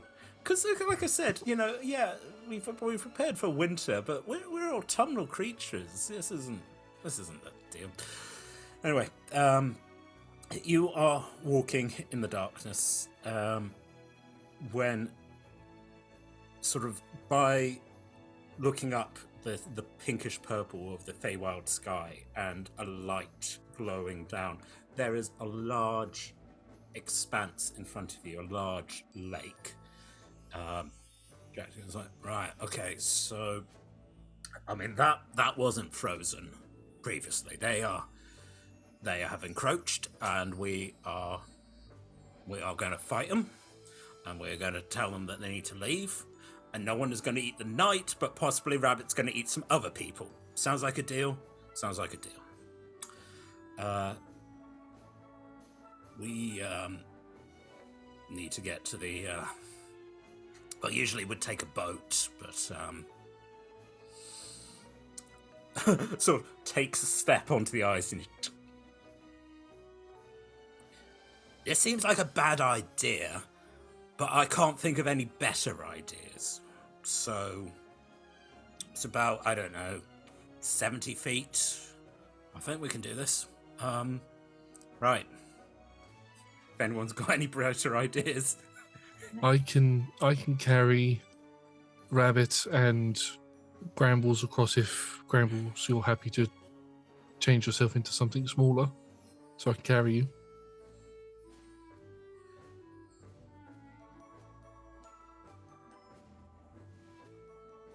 I'm sorry, you need to install your voice box. People.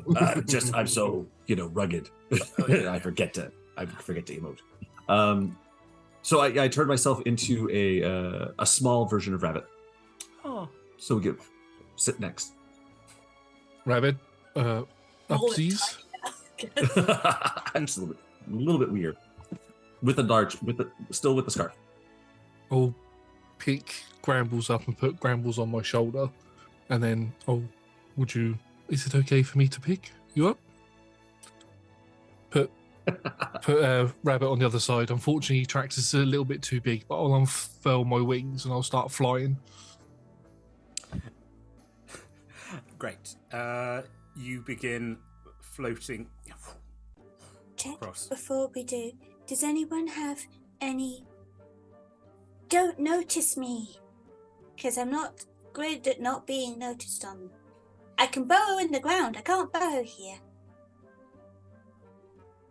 I cover you with the scarf. Yay. Yeah. Don't know me. Be gone. We got it. I was going to say I could just put my hair over you, as long as you don't chew it. It's already in my teeth. Yeah, it's already. I am going to stealth in the scarf and the hair.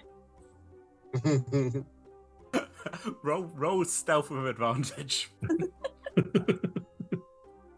Well, that's pretty good. Okay. So, 21. Uh, They're gone. It's like they never existed. There's one I just put Rabbit on my back. Where did they go? I just... No. The only way you know is the slight tug on your braid as your hair is slowly consumed. Cool. You take off. You're flying across the lake. Straight to wherever Jackson pointed to. Yeah, so other side. So, Rabbit, are you completely sort of hidden? Your entire face is hidden. Okay, you are muted, but Talia is gesturing that keepers are. Yeah. I can see through my hair when it's in front of my eyes, so I can just see through. Amazing. You have the alert feat, right? Yeah, I can't be surprised. My companions can't be surprised if they're with me as well. Amazing. So you are not surprised, and Hilda's not surprised, and Grambles aren't surprised when something starts coming up across the lake. Something fine, something wooden. So this isn't a surprise attack, but Hilda I assume an 11 doesn't hit. Nope. Rabbit, how do you warn your companions that something bad is about to happen? I feel like I see it coming and I'm already tugging on Hilda's hair slightly, and I just tug really hard and to an angle. Again, you just as an arrow just over your shoulder. You're about, let's say, so 70-foot lake. You are about 40 feet out when this happens. Right. So you bank one way, and then does a 19 hit? It does not. I think you sort of how do you damage this attack? I'm just like barrel rolling, making sure the other two are in a safe position, and I was barrel roll to the left, barrel roll, tuck my wings in, barrel roll, unfurl them, dive down, with like proper Top Gun style flying. And we're like, Okay, Grambles and Rabbit, can you make a Constitution saving throw? gosh. Oh no, I'm gonna end up with sick in my hair. Last time I did this, Rabbit got sick and blood in my hair. Well, quite. Okay. Wow, might happen again. I got a 7. Okay. 9. There is. I mean, Hilda, you're Valkyrie. You are a respectable, one of the greatest warriors in all the realms. The smell. And at least it keeps you warm, I suppose. Very briefly. It's just, but you are barreling back and forth. I don't know what smells worse, your vomit or death. Although, to be fair, Rabbit does smell of death. Yeah. It's just blood and this blood.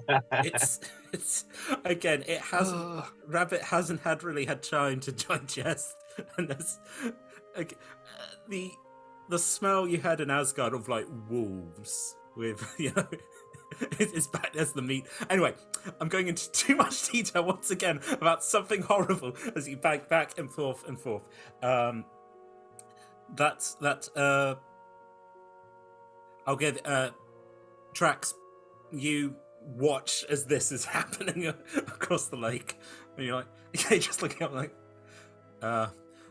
Jaction's like, I think we probably should go help them, but just, I guess, prepare yourself for this.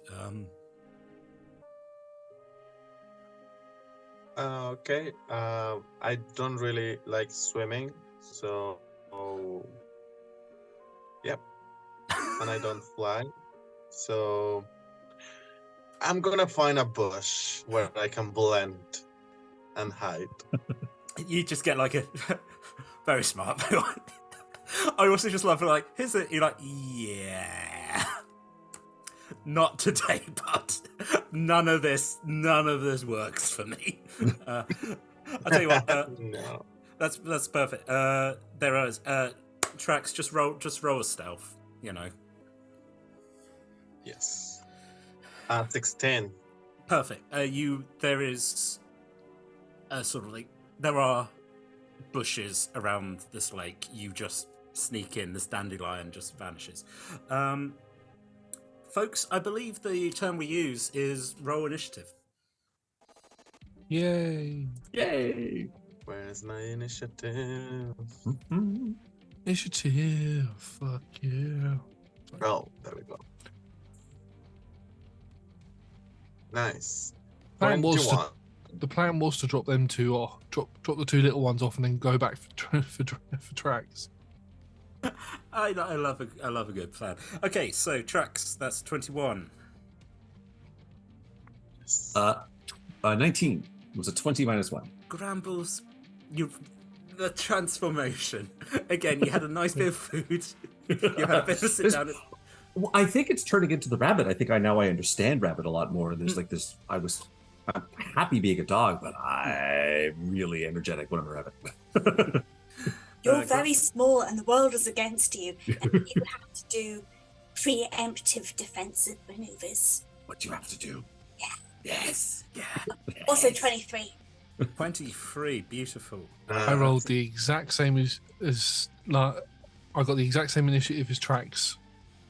The same as I did in the last combat, so 21. Nice, yes. Always Always romance in my characters. Yes. Stop it. Who's got the higher dex mod? I'm +4. Probably. Yeah, I have +3. That is grand. Okay, I'm so a Dex Paladin. yeah, you are. Okay, so as we said, so we all know what's happening here. Big lake, about 70 feet across. 3 of the party, so Hilda, Rabbit, and Grambles are about 40 feet across. So obviously 30 feet, there's something out there. Trax is currently well hidden in a bush. You know definitively, just Again, so much of like, you can't see me. You definitively know that something or someone has fired twice at you. You've got I'd say, again, because of the alert thing, you've got a vague idea. There's woods on the other side. Something fired from there. Okay, beginning of the initiative, we have a rabbit. What do I see below me then? If I try and like peer. Again, it's sort of like it's just as you appear from a mass of hair and scarf and, to be honest, viscera. The little rabbity head sticks out. You're looking straight down into the lake. Make a perception check. Okie dokie. I can do math. Ooh, dirty 20. A lot of other people would be terrified what they see, but you're rabbit. You've always have been rabbit, and there's bodies down there. It seems that various sort of fey creatures, especially water-based ones, like the more sort of like water. I was about to say water ladrin, which I know it isn't necessarily, but that sort of thing, like sea elf kind of thing. It looks like this ice just cut it off. There are various bodies trapped in the ice, and as hideous as it looks, it doesn't look like they necessarily froze to death. It looked like they drowned. The ice has got scratches underneath. It is not nice. I'm scared of everything that's not scary. Or more scary than anything else. Yeah. So just them. So that's them. I will say, because you get sort of like you look. This is you sort of looking down at the ice, as sort of Hilda's still moving. I assume. You sort of look out into the woods, and you see like a flash of white hair going to what would be the right, and you're able to go, okay, that's definitely that. Using my rabbit logic, that's probably one of the things that try to attack us. You've got an idea where that thing is and where it's heading. Again, being a rabbit, you're like, I understand what things are like when they start running. I can track. Yeah, so you're able to go clock 1. Cool. Hilda's right after me. Yes. Right. So I am going to activate my spores. Yes. All around me. I ate a mushroom. I vomited out a mushroom. The mushroom just goes, woo! It's the same mushroom from earlier that you didn't completely digest, and you're just like, I eat my own mushrooms for snacks. Well, again, it's a waste stuff-wise. Yeah. And then,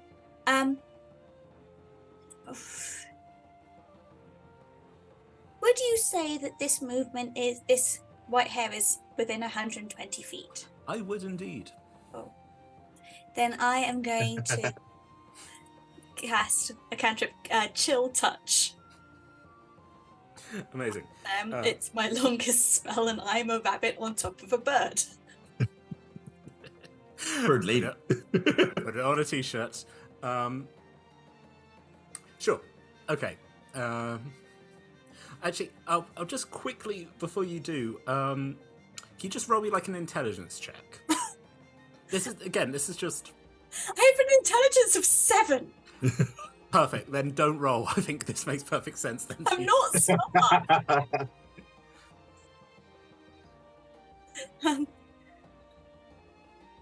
Alright, well, 16. 16 doesn't hit. I think you just miss. And again, sort of like Grambles and Hilda, you see sort of this ice stream across. Mm-hmm. Again, not measuring here. I also let you two, if you want to just do a free intelligence roll here. I'm not that intelligent, but I will still roll. Or intelligent. You have to 12. be. Grambles? And I have 6. I'm just gonna go. This is absolutely perfect. Where you're like, yeah, that seems good. There's so much to learn about Winter. Yeah, there's so much to learn. Amazing. With my movement, I'm just gonna tug a braid of Hilda and go, there's something that way. Perfect. I think that's this. Hilda, your brain's tugged and you're sort of shifted into a general direction. There you go. Would you like to any more rabbits? I think that's nope. Hilda. I'll go in the direction that Rabbit is sort of tugging me towards. Mhm. And I'll begin to descend down to land. But I will take the dodge action to avoid getting hit by any more arrows. What's your movement? 30 feet. Cool. So you yes, you're 40. So you're just sort of landing on the bank of the yes. Perfect. Okay. You take the dodge. Great. Yep, and then that's my turn. Just want to make sure I get these two to safety. Absolutely. We're now to tracks on the other side. So, I can see the creature, right? It's 70 feet away. Like, I tell you what, make a perception roll. But how big is it? The creature. Oh well, the creature's medium size. Okay, so maybe perception 8. I'd say that's the sort of thing where you can sort of see. You're like, okay, I can tell.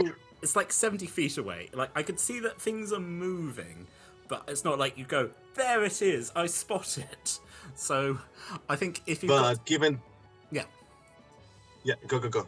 I was going to say, sort of like, it is like, if you've got, I don't think it's enough to give you disadvantage, but if you could like go general area, I think I know where this is. Yeah, if you're going to do something that's going to hit an area, then you're okay.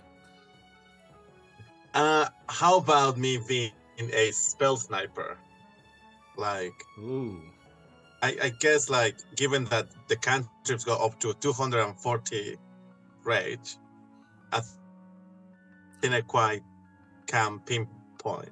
But it's up to you. I like that. I think, again, this makes sense for who you are and the way that you fight your battles. Like you've literally set yourself up like a little sniper's nest. and again, it's silly, but it's almost like you've put your hands to your eyes and been like, right, got it. Yeah, I'm gonna let you spell sniper. Yeah, so I'd say you've got an idea where, because you heard rabbit. Rabbit's not quiet going, it's over there. So yeah, no, you can try and attack this. So I'm going to, and is the lake immediately? So can I get close? I don't want to, but could I get close without getting into the water, or I'm just next to the lake? I'd say you probably got about 10 feet, and like bush. And then a bit more of the bank where it slips down into the ice. So you've got some space, yeah. I'm gonna. Actually, 60 feet.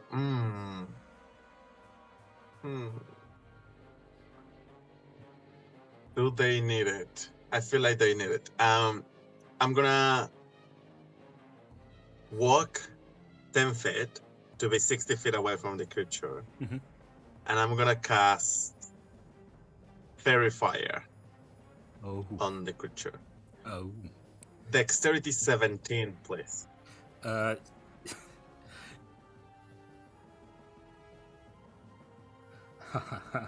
So 14. What does your Fairy Fire look like? So there is a little bit of vines on the feet of this creature, or whatever is close to this creature, and there is a little bit of fluorescent or iridescent flowers, and they just pop, and the petals stick to this creature, and it starts shining like in really creepy colors. So that is my action. All the creatures have advantage on attacks. So I need crits, guys. And then as my bonus action, my Eldritch Cannon, it's going to give you 1d8 plus 4. So it's usually on, well, at the beginning I said Rabbit, but probably I move it to Hilda's shoulder. So Hilda gets, what did I say? 12? 8 plus 4, 12 temporary hit points. And any other creature that is my ally in 10 feet radius. If Hilda is around and need them, obviously. If not, would be only to Hilda. Also, I lost track. Where is the good? Sorry, I think you cut out there. Where's the what? Sorry, Steve, I forgot the Oh, Grumbles. Where is Grumbles? I'm right next to Josh. I'm right next to Hilda and Rabbit. Yeah, so Yeah, I think both. I Okay, think so- I think Rabbit and Grambles will both get the 10 hit points as well. Yeah. Yeah, so all of Yay. you. I'm feeling Yeah. rabbity. Does this still stack? According to the DM of this particular game. You know what? It's a one shot and it's the festive season, and I like it. I like it. Yeah. And hopefully, Rabbit's going to be fine in this upcoming combat. Take whatever you can get. Yeah. Cool. How much more extra was it then? 12. 12? 12. Okay. Dude. I Excellent. go back to my bush. Perfect. Okay. So with tracks done, Grumbles. I can also say for all of you, sort of like as Trax does this, you watch as sort of vines and like creepy lights light up what is a winter eladrin, sort of white hair, pale. Folks, the intelligence roll I was trying to make them make was, hey, you're going to do cold damage to something from the winter woods. Okay. Strangely enough, chill touch isn't actually cold damage. What? I know. Turns out I'm the fool. D&D needs serious rewarding in everything. It's It's the touch of the grave, so it's chill like dead. Oh. Well, Attack by thesaurus. they're not the undead court, so fair enough. But again, just as a general thing, but I was like, even for intelligence, was like, yeah, don't do ice damage on winter things. You all know that. It's simple. All right. Rabbit is so dumb. They're an actual rabbit. Yeah. Ignore the race on the character sheet. It's what I had to work with. Yeah. They are an actual literal rabbit. Because this is such an intelligent party as it is. So as fun as it was to be on Hilda's shoulders and watching Rabbit do the rabbit-a-tooey thing and steering, I hop off, bonus action, drop the wild shape, and then as my action I summon a beast. It's a small beast. It's actually a small version of the wolf that we met before, and this time the streaking is so the gray modeling is reversed, and I look down and I'm like, this one's good, and I send it off to go greet this figure that's approaching us. Amazing. So, start scuttling away. Cool. Do you have? Yeah. This is the summon beast spell. Like it'll Yeah. act after me in initiative and Great. has its all attacks and all this good stuff. Cool. I will just put that into the. Just woof. Cool. Anything else you would like to do, Grambles? Bonus thing. I will move closer to the. I'll move like, what's my speed?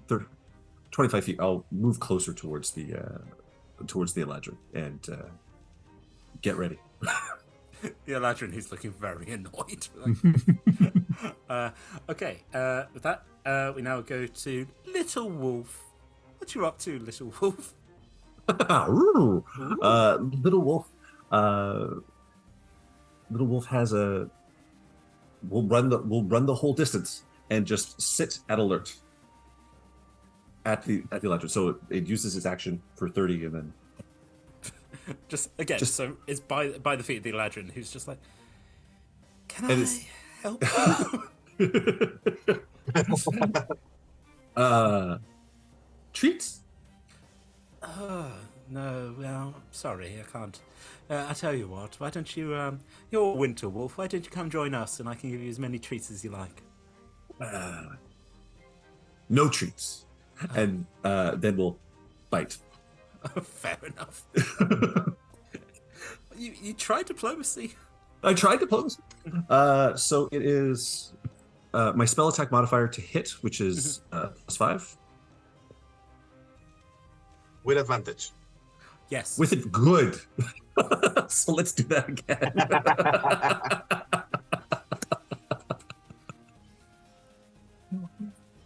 Moderately less worse. Both misses. I rolled a 2 on the with advantage. Ooh, I'm angry with these digital dice, and I haven't been able to change them. As Little Wolf tries to, and like gets the Eladrin by the tail, and it's like, Huh. yeah, just like being gummed by this Little Wolf. Like, oh, Yep. right, okay, cool. Anything else that Wolf can do, or it is just? No, Wolf has done all the things that it can do. For now. Meanwhile, on the other bank, your Drax, you are possibly worried as you hear the crunk, crunk, crunk of a large stagman attempting to run as fast as he can across the. I'm gonna roll him a dex. Just, oh, Jackson, why are you doing this? I don't know if I've played this right. He's not smart. For 17, he skids. He's like, dashing. Rolls it again. 8 skids like Bambi. And he's like, oh, here I go. Just so he's 10 feet away from the shore, but is prone. Just like, I'm all right.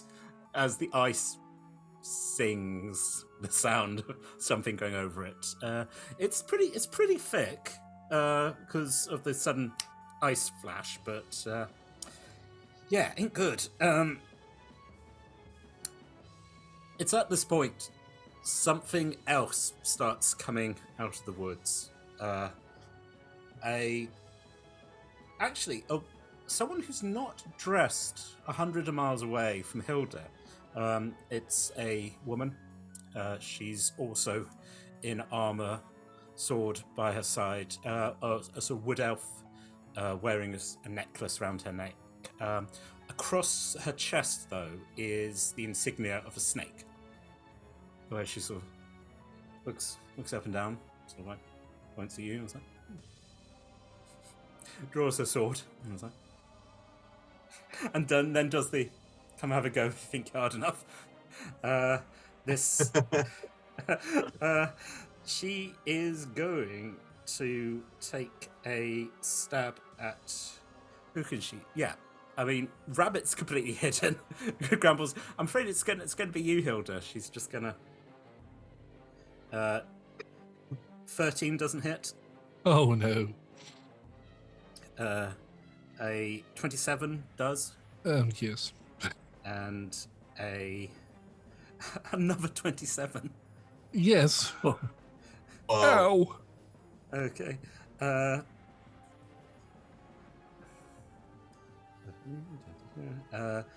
is 15 points of what would be radiant damage. I am not resistant to radiant damage, although that does take all my 10 hit points away. Boo. I nearly gave myself 120 hit points in. I mean, if you want to give yourself, can you also make me a Constitution saving throw? I can indeed. Constitution saving throw. That is a dirty 20. you feel the sword sort of going into you, and this is something that isn't. There's also like a weird yellowy glow to her sword, quite similar to yours, but it just goes into you. And you sort of hear something in your head going, right, and then suddenly it's knocked out, and you're like, oh, weird. You literally sort of brush it off. She sort of like looks at you. Okay. Again, it's like squinting at you a little bit, like going, is there some sort of recognition here? There's something, but that is her. First, I'd like to use my reaction. She's moved into a space near me in order to get to Hilda. Yeah. I would like her to make a Constitution saving throw. That's a 14. It's fine. That meets it. I'd also like her to make a dexterity saving throw, please. Afraid that's an 18. Damn it. She'll take half damage. Okay. As I just burst with like grey, radiant energy and use Hellish Rebuke. Rude, but So- effective. 15 points of fire damage, half to 7. 7. Sorry, Rabbit. Rabbit has a little sulk. I also want her to make a dexterity saving throw, but I don't have anything to do. Just you just yell trip over, and she just. Yes, it is the turn of the Winter Eladrin now, who looks down at a poor little wolf pup. A good. Good. This is good. We This had is bad good. earlier, and this is good. Yes. So the Winter Eladrin will slash down at. It does a first attack is a 7, so I assume that's effective. No good. Rolls adorably out of the way. Snarls a little bit. And then 14. 14. Meat to beat. Ooh, horrible. So the poor little pup takes 3 points of slashing damage. Owie. And then 8 points of cold damage. 3 points of slash damage. It the one ear folds in half No. because it's just, and then it shakes it out like a shiver, like it's more than just a regular dog shiver, and is still fine. Good. I'm glad good is good. So that was 11. Okay. Great. There's let's say the Eladrin's to the right with good. There is a fight between these two Valkyrie-looking women in the center with the 2 rabbits. To the left, and currently because Jack Dion is lying on his back, another arrow comes shooting out. Let's with advantage because he is prone. Yes. Disadvantage. It's disadvantage when they're prone. With disadvantage because they're prone. Well, that's still okay. Then he's fine as the arrow clatters next to him. Just He is fine. But what about the eyes? That's a very good question. Let's roll for eyes. Yeah, you are right. As it takes what would be about 18 points of damage. Actually, to be fair, it's ice because they're Winter Eladrin, so most of that is cold damage. But it still takes 5 points of arrow damage, and the ice starts. It's like, all right, okay, I get it. I'll gotta keep moving. But that does give y'all a hint that there is definitely someone else off to the left in the woods. Top of the combat, we have Rabbit. Cool. So we have Bad Valkyrie, Willadrin, and unknown dude Yes, person. he's Cool. I just want to have just a general sense. Which one feels like...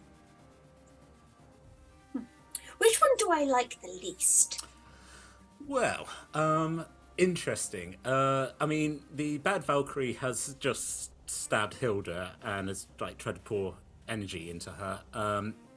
To be fair, the Eladrin to the right has just hit a cute little puppy, which I know would upset a different character of yours, but I don't think I don't know if Rabbit would care particularly. He's specifically a puppy.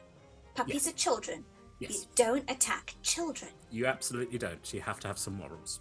Oh, and what are they wearing? The Eladrin The is. Eladrin. The Eladrin has decided to wear a very charming little jumper. It's you got to keep warm. It's like a woolen Christmas jumper. Yeah, it's the Eladrin's wearing their Christmas jumper and big furry boots and trousers. Basically, they're one step away from having a lovely like pumpkin spice latte and just out on the town. Yeah. Are you looking for anything particular? Any metal on them at all? They. That's the thing. As Faye. Tell you what. Roll a d20. That's a natural 20. Oh. They are covered in like bangles and rings and yes, they're fancy. They've also got like pierced ears. They are very well kitted out in metal. So I still got 1 second left. I would like to cast Heat Metal on Yeah. and that's also fire damage against a Beladrin. I'm stupid, but I'm clever in some ways. Says Rabbit casting. Yeah. Okay. You are casting heat metal on the metal that is literally like on their skin. Yes. I assume you roll fire damage for that? Yeah, just straight up 2d8. So, 9 points of fire damage. Mm-hmm. And then... Okay, they need to succeed on a Constitution saving throw. Mm-hmm. Okay. They have rolled... they rolled a 21. I think all the good rolls that Steve should have had have suddenly just fallen on my head. That's fine. They've still got it on them. I can make them do this again and again and again. And then I would like to take my movement and I would like to just... Look, it doesn't say it for happening, but I'm a rabbit. We're just going to go into the ground. I would like to burrow, please. You leap and start... how far down are you digging? How far will you let me? I'll give you your movement. All right. 30 feet. Yeah. I'd like to go like 15 then, so I can get up again. I think that's fair, and also because this is hard ground, so this takes a little bit more. But is that just horrible thing of just watching this rabbit go as a small burrow just? Yeah, you are now 15 feet underground. Cool. Great. Beautiful. I'm just going to concentrating on this heat metal spell from underground now, where people can't get me. Again, the fact that you've got two snipers here, where you're just like, just need to keep focusing, I'm fine. Hilda. So, first question is this evil Valkyrie, is it covered in the fairy fire? No, because that was the Eladrin. Okay. Second question, how many times can we use the coin? Is it a one use thing? Yeah. One per long rest. Okay. It might not be a thing here, but yeah.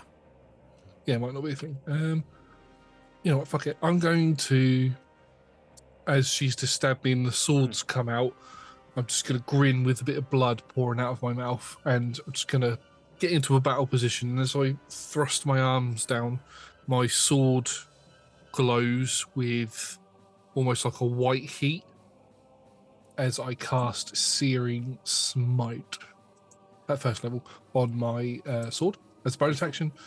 And then I'm going to make 2 attacks against this witch, not with advantage. So the first attack is a 22 to hit. That does hit. And my second attack, I'm gonna flip the coin. Beautiful. I have a coin here. Yeah. Heads is a good one. Oh god, that went in my cup.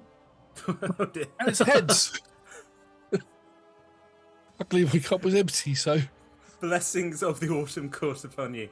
Okay, tell you what. So roll your first attack and then crit for your second attack. Yeah. Okay, so the damage on the first one, which would include the Searing Smite, beautiful. is going to be 10 plus an additional d6 of 10 points of piercing damage plus 3 points of fire damage and a Constitution saving throw, please. 10 and 3 and con is a 13. 13 meets it, beats it, so she's not on fire. Oh, good. And then natural 20, I'm going to put a level 2 smite into this. Brave. So this is going to be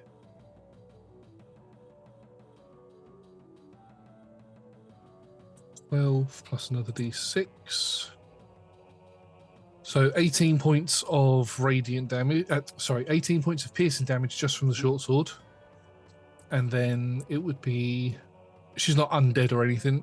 Undead Fae or anything like that. Fiend or anything. Not that you're aware of. Because if she's, I get extra damage. Interesting. No, she's alive. Okay, so this is going to be 68 radiant damage. Beautiful. Because crit is doubled. That is going to be 25 points of radiant damage. So 43 in total. Beautiful. As you... Again, it's... You bring the sword around and then flicking it up and you just... It's that sort of weird thing that you sort of like... You hear the growling of a bear. Because I don't think you changed the coin. But weirdly, like, the winter bear's like, yeah, this sounds good. As you... Fash! You know, really sort of dig it, and she's like, you know, again, like a light, you're all like the mist in the air, but as I said, this one's got like a yellowy tinge to the breath, and she's like, nods. Again, like points to eyes, points to ears, like, yeah, I see. Yeah, I know what's going on here. And that will be the end of my turn, because that's everything.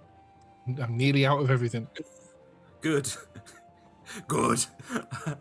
Okay, tracks. On the other side, you can see one Winter Eladrin and one very badly battered Valkyrie-looking person. Interesting.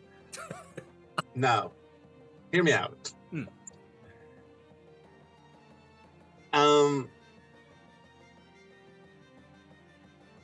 Can I try to investigate where the arrow came from?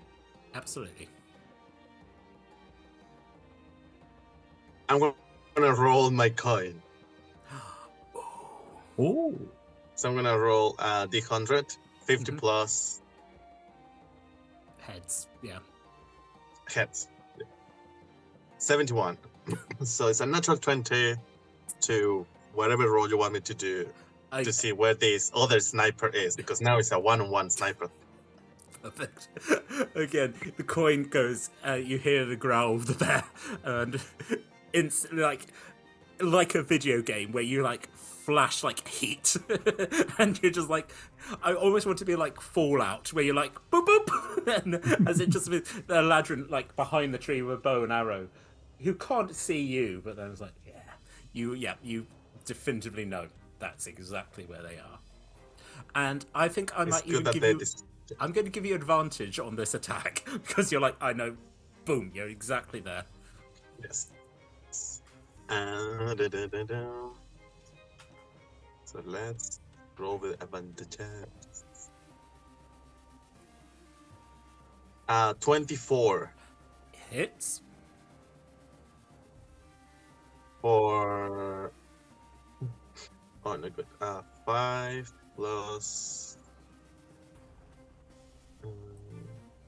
7 points of fire damage as I fire my sunbeam from my main. And I guess when I attack, I get out of the bush, and then I step back to the bush. And finally, my comrades are been attacked. So I'm gonna roll for temporary hit point again. Nice, max again. 12 temporary hit points as the little Mr. Muscletoe shimmies and some glitter appears on top of Hilda and everybody else that is around. And with that, Drax knows that the other, I don't know if the other sniper can see me, but just goes like, yeah, and the goes fire, back. the fire hits, and you again in your perfect like VATS thing see the sniper. What's going on? What is this? For podcast listeners, Ali has literally disappeared by the plant. So amazing. If that's your turn, Trax, we go to Grambles. Grambles is very upset with what's happened, with what's happened to Good. So we'll attack with Primal Savagery. Beautiful. It's the best non-cold related spell that we have here. Roll the coin flips for the attack roll. I'll flip for an attack roll because all my rolls have basically been coin flips. So why not? Oh yeah. So let's do like Ali, high, low 100. Yep.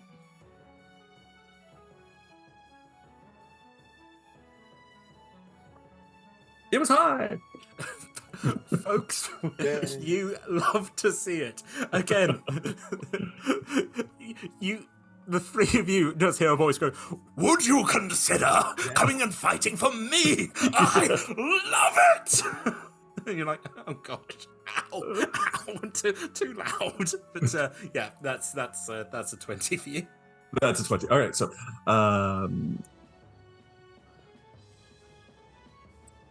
so that is it the result doubled or do I roll do I roll double the dice? House rules. Let's say double the dice. Double the dice? Okay. Yeah. So that's an 8 plus 12, 20. 20 points of acid damage. On this Valkyrie. You just watch as parts of the armor just start melting away. She's like, just real kind of very much all like this guy, and then there's gestures down to the hole in the floor, and it's like, and then this guy. Maybe we can talk about it. If you have treats for my dog, because he's good, and my hands no longer have the acid on them, so I pet Good.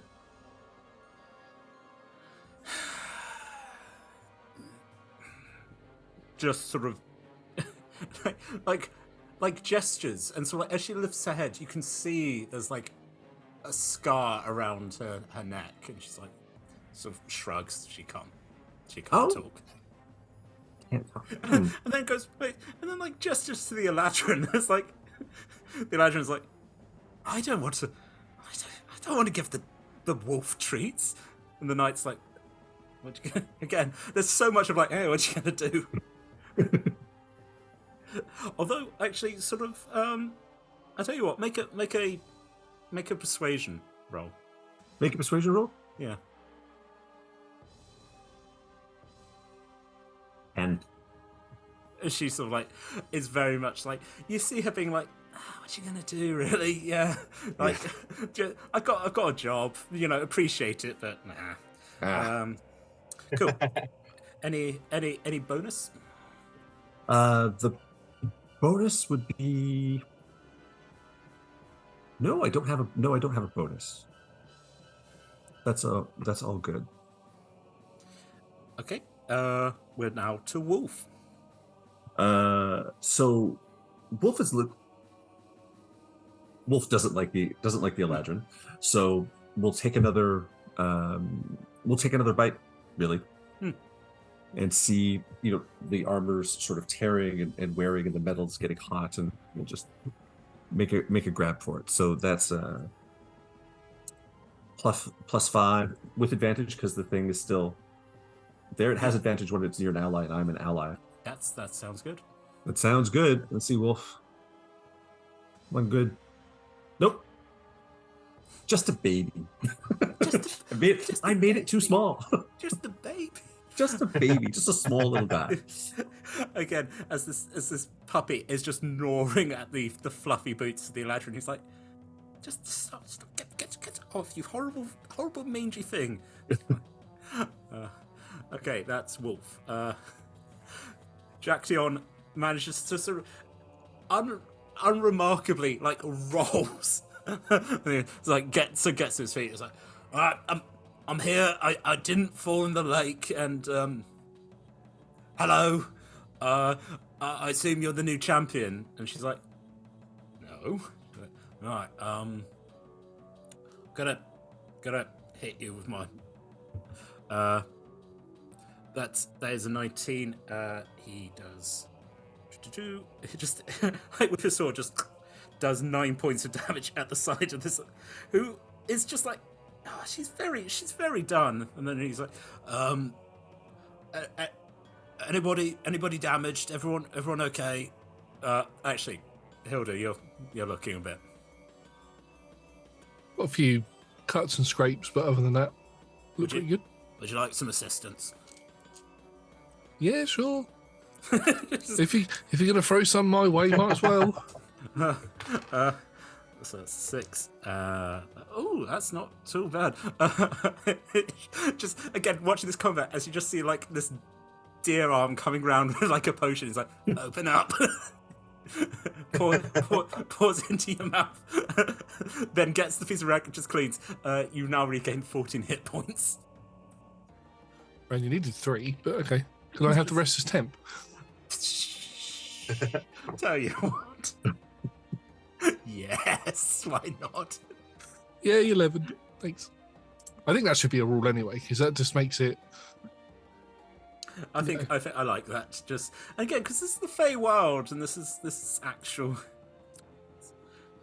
You get the What would you say Hilda's favourite food is? Oh, I was going to say chicken then, but that's somebody else. Her. Hilda's favourite food is probably some form of a nut. Okay. I reckon.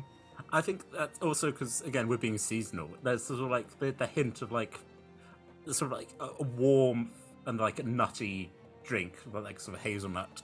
Where you're very pleasant, but it's that sort of, yeah, it's the sort of thing that you're like, okay, this is what a Feywild heel feels like. It warms your spirit as well as you. Surprised it's not eggnog. Do you want it to be eggnog? I can make it eggnog. Let's make it eggnog potion. Why not? On his journey, he's cracked eggs in, and he's like, there you go. A little bit of cinnamon. Yes. A little bit of hazel, a little bit of eggnog. Which is the first thing that he's just poured a hot drink into your mouth. It's like, there you go. I think I more would have just taken it off of him and been like, yeah, treat. Just drunk it. Yeah. We are friends. Beautiful. The knight sort of looks does a first attack on. Okay, so a 7 misses Hilda, so on the back, and then turns around to hit. Is this the Valkyrie? This is the Valkyrie, yeah. Valkyrie, okay. Yeah. So that one for 17, that does hit Jaction. So that takes 7. 14. Ooh, nasty. That is 19 points of radiant damage. Just swings it, and he's like, watches this yellow. He does make a Constitution saving throw. Just as he takes that massive blow, I finish drinking the potion he's just given me. Yeah. Watches. again, it just you're like, oh, this is fun. Watches that, and this yellow, and you just watch as Jack to you and goes, and yellow himself pours out, and he's like, what in the name of everything you just done? Hello? What? Don't let her hit you. Sort of staggers back a bit. Worrying. The Winter Ladron, the one who is currently has a dog continuously just gnawing Nipping. on its nipping. Is like, get it off. It's how they make friends. They just like they nibble small tastes. Hey, buddy. Hey. As you've been doing, you're like, friend treat. Friend. The Eladrin will unfortunately once again take a slash down at Good. Does a 15 hit? Yes. Good, our sweet child, takes 7 slashing. 7 slashing. And 6 cold damage. And 6 cold damage. Okay. Still up? Still up. Still rolls. A little whimper. Not happy. Oh, baby. So that's that would the second Winter Ladrin, who's very annoyed, is going to try and hit Trax, who is in the bushes. Completely just so this is disadvantage. Trax, does a 15 hit you? 17. 15 to hit. Yeah. Oh, you've got Yeah. 17. No, I got 15. So yours is 15, so meets it. Unfortunately, beats it as again. It's more luck than anything, as an arrow comes and just gets you in the shoulder. That is 7. Shield. Absolutely love it. As Okay. The vines just close as scales of a dragon, and I got to 22. No, to 20.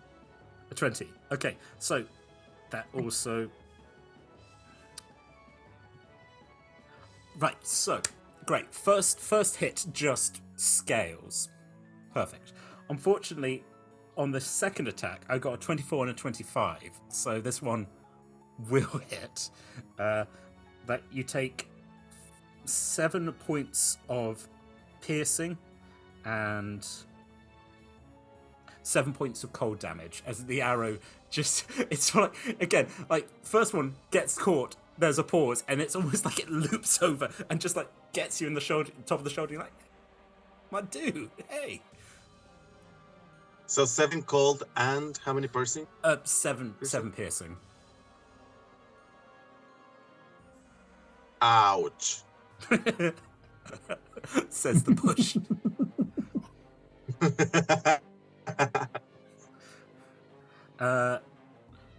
Top of the initiative, we have Rabbit, who is currently deep under the ground.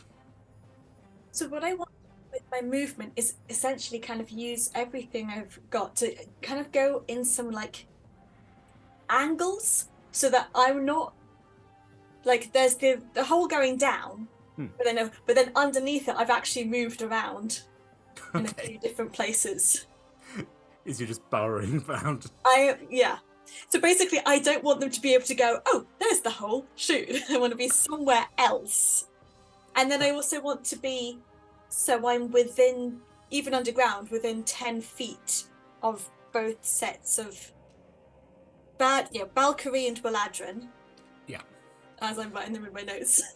And that's their name. So I can use my spores on, my halo spores on them if I want. Cool.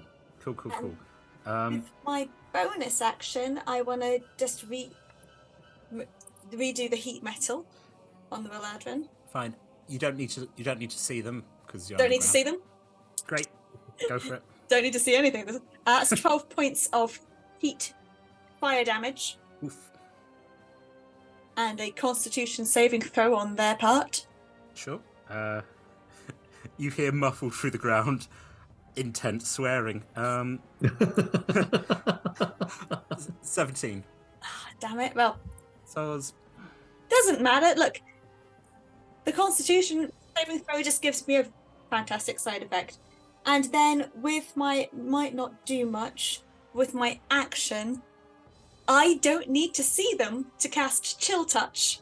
So I'm going to do my action at the Valkyrie and cast Chill Touch on her, because I hear with my keen rabbit ears, don't let her hit you, and I know bad things are happening, so I want to do things. It's a necrotic amazing. against a radiant, so it might not be great. I was going to say, I don't know if you know this, but it's not actually a cold damage spell. A lot of people make that mistake because they're not paying enough attention.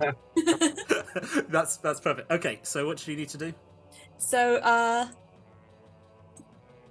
Chill Touch is a ranged spell attack on my end.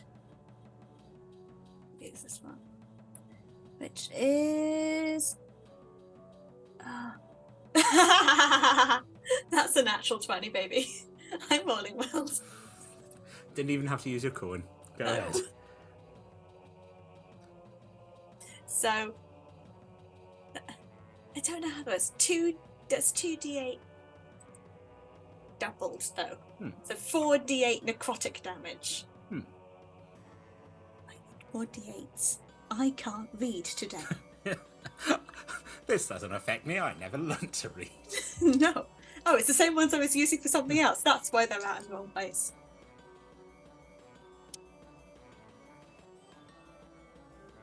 "18 points of necrotic damage against the Valkyrie." Who, again, you do not hear intense swear words, but you get a feeling that she's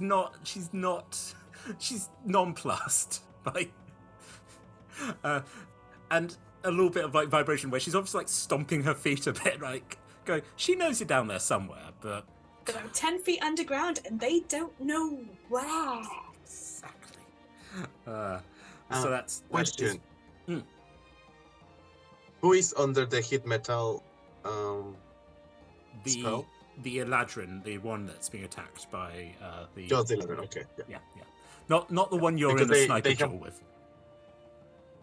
Yeah, because they have disadvantage as long as they don't remove they have attacks with disadvantage as long as they don't remove the item that is I being think that's hit. what the Constitution saving throw is for, and they keep making it.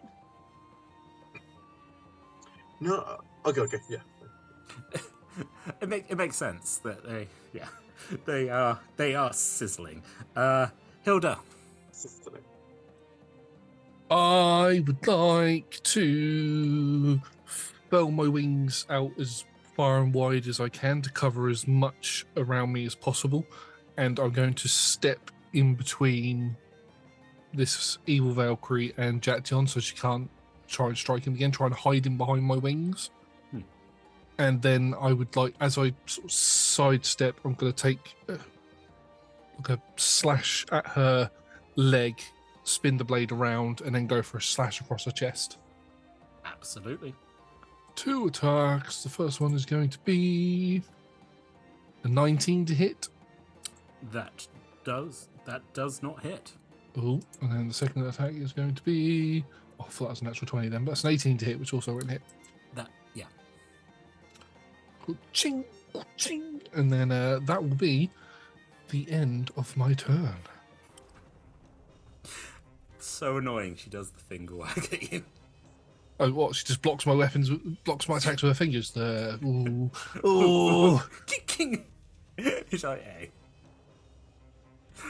And then kind of like gestures over, and it's like gives it again like a very annoying, like, hey, I got that guy, I'll get you too.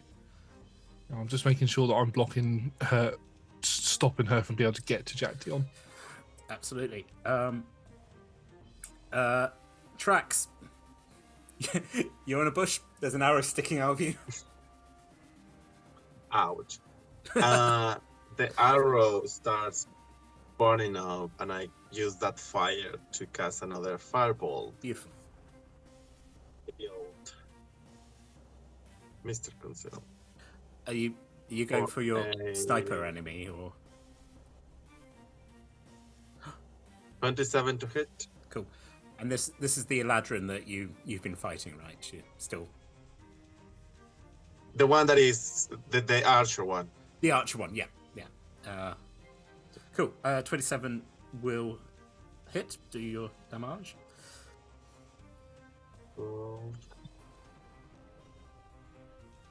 17 points of fire damage. For those of you on the other side, you do just watch as it's like, oh yeah, you know the Eladrin's there as they just ignite and like. Yeah, I can actually ignore cover for the spell sniper. Nice. Bonus action. I don't know the state of the battle, so I just still have to rely on thinking that my allies need support. So I go only 8 points of temporary hit points this time. And I guess that includes the wolf as well. So that would be Grumbles, the wolf, and Hilda. If you have any other hit points, you can ignore these ones. If you have other higher hit points. Nice. And that's my turn. Beautiful. Brambles. Brambles looks at the Winter Eladrin, looks at Good, and sighs because he's been through this too many times before. And he says, "It's time to say goodbye." Too many times. It's time to say goodbye. And the wolf goes, "Not friend, not friend." But you were good.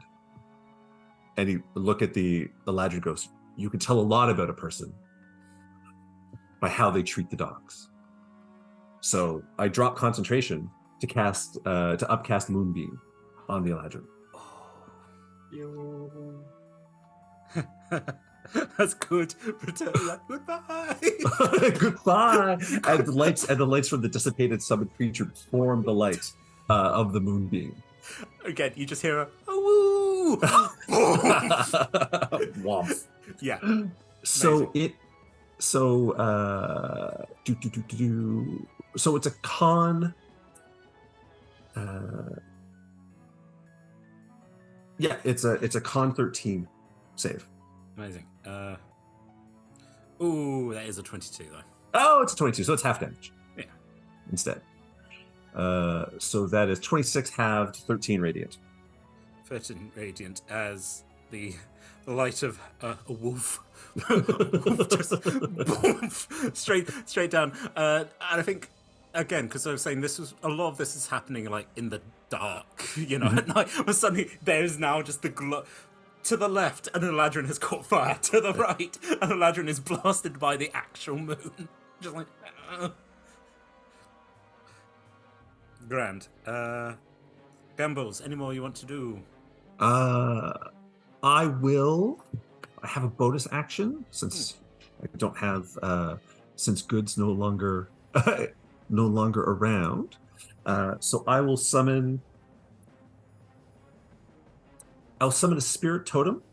Ooh. And I'll give it the hawks. I'll give it the hawk spirit. So I'll summon a little hawk that looks like a flying dog. Lasts for about a minute. Why not? Creates a 30-foot aura that gives it advantage to attacks. Perfect. So that In the roll. That's your allies on this side. Amazing. Yep. Okay, that's your bonus. Wolf. R.I.P. with the angles now. Jaction, who is mumbling away to himself. It's like, no, get out, man. Stop. Turns and starts running across the ice. The breaking, cracking ice. Yeah. Hold on. You feel like he's in bad space, but let's see what happens to him. What happens to him later. The Valkyrie. Spores. She's starting a turn within my range. Can she make a Constitution saving throw?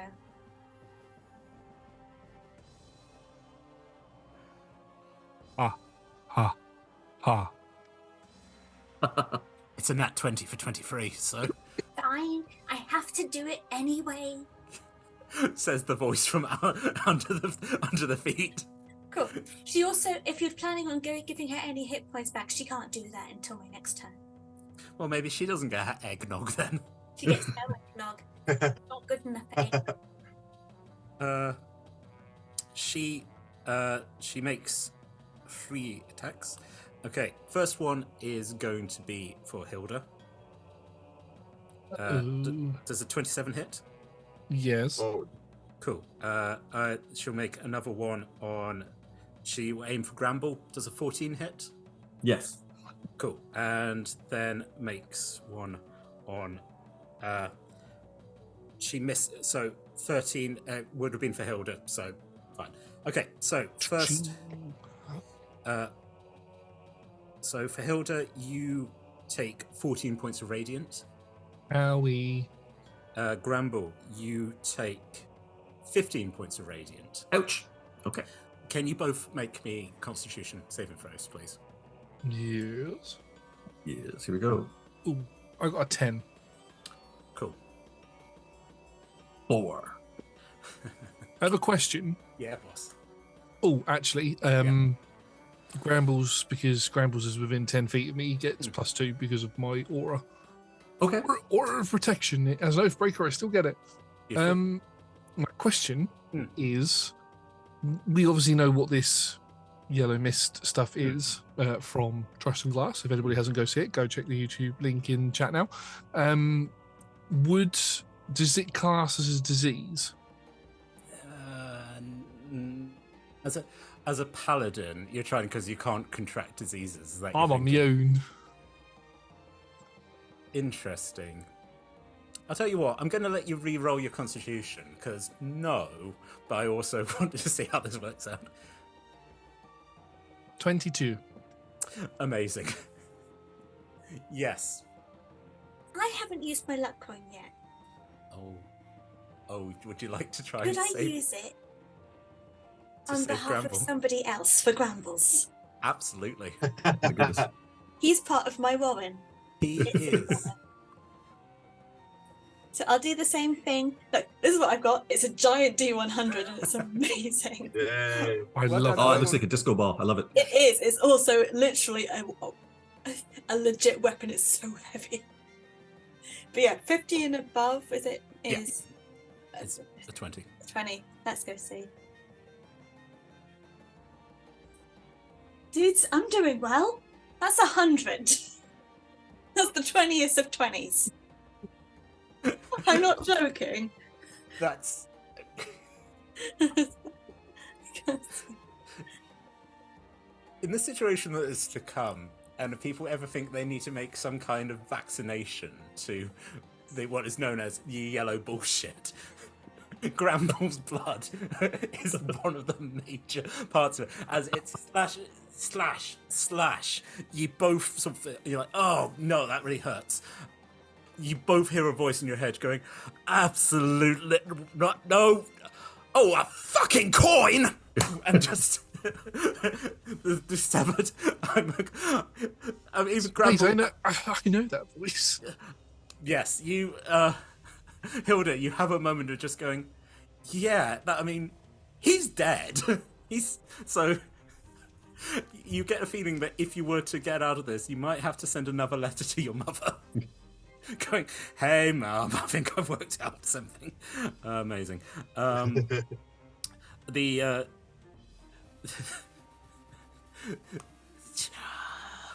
Just doing war dances of pride to myself. I love the fact that all 5 of you are like, I'm so glad you liked the coins. It's 4 of us, but well, actually, yeah, no, that's a good point. Just, you could still use it, little dear man. Perfect. The Winter Eladrin. Winter Ladrin, it just sort of turns like switches up, pulls out the arrow at the retreating elk man. That's 24 to hit, and a 22. 8. Yeah, that's an 8 and a 9. A T 15.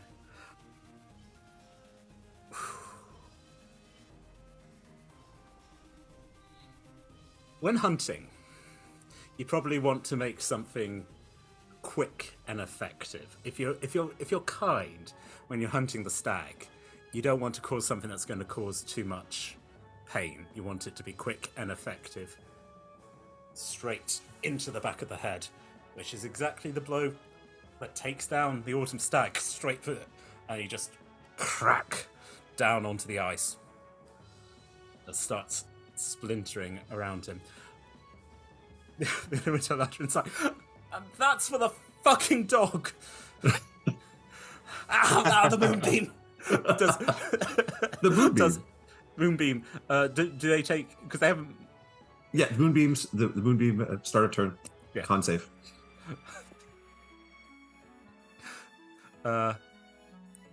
Dirty 20. Dirty 20. Okay, so half damage. 9. 9. Oh, the bloody moon. It's the good night light. Yeah, it's not good. Yeah, it's good night light.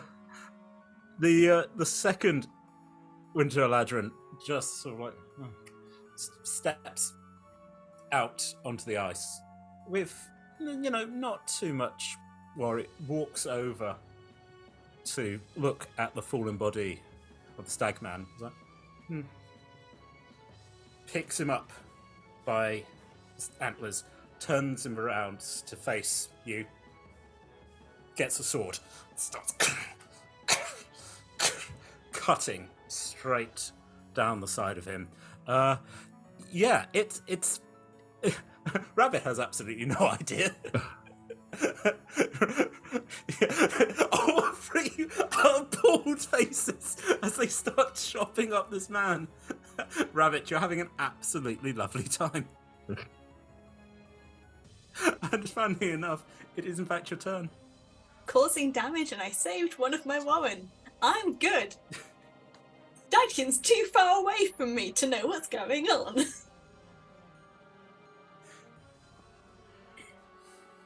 So, I would like to do 8 points of heat metal damage on the Reladrin. Continued.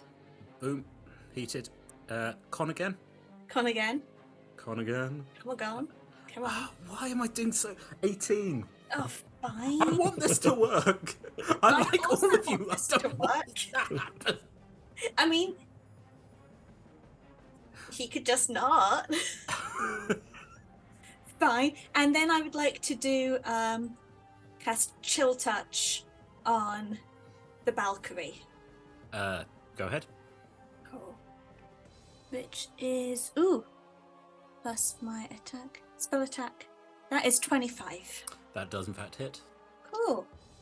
That is 14 points of radiant damage. Mhm. And and she can't regain hit points at all, and just feels generally Owie. and I just stay hunkered down under the earth. I don't know anything about yellow mist. I don't know anything about Jackdaw being chopped up. I just know that I'm doing well and my Warren are okay. Under the earth. Under the earth. Rabbit, you just like wiggle your little rabbit feet. You're just like you continue your war dance from earlier. You're like It's under the soil. Under the soil. Much better. I'm just going back and forth, just throwing off shade and making it confusing as to where I am. Perfect. Hilda. Well, that's fucked up. Yeah, that's fucked up. Seeing that happen, I'm going to sort of hop over the Valkyrie, use her as a platform to push and fly towards Jaction's body and that Eladrin. Cool. She'll get an attack of opportunity. That's fair. I mean, I think that's you're both chonk. So the sword comes up 22. That hits. It does 16 radiant. Oh, damn. Can you also make a Constitution saving throw? Should I do it with advantage because I'm a paladin? Yes. Natural 20 for 24. Could have done with it on this next attack, but I'll saw sort of quite close to the ground, sort of dodging out of the way as the ice as it's cracking, and I'll just as I get close to the Eladrin and to Jaction, I'll let my wings fold in, slide on my knees the rest of the way, and cut its body. Hopefully the sword gets stuck in to the Eladrin's body so I can use that momentum to swing myself around, and then I'm going to sort of spin in the air and cut him in the head again. That's me describing my 2 attacks. Go ahead. You know, first attack is a 19 to hit. Meets beats. And the second attack is that's not going to hit, 12 to hit. Okay, yeah. You do this. You're also aware of the creaking of the ice. You are also in plate armor. This is the ice. Very is heavy. Very heavy. But yeah, please. The 19. Yeah. What's your damage? I'm going to put my last level 2 divine smite into the attack. So that is going to be 11 points of piercing damage and 18 points of radiant damage, 29 in total. Mm-hmm. And as I spin and miss with the last attack, I'll end my turn in the air, but my wings unfurl and like this white or yellow radiant energy comes off of me as I use Harness Divine Power and get a second level spell slot back as a bonus action. And then that's my turn. As this is happening and the light and the ice splinters and starts. Yeah, it's good that you're in the air. Trax, you're watching your comrade. Your comrade has fallen, and another one of your comrades floating. And the one you were focusing on, is chopping up the captain. Yeah.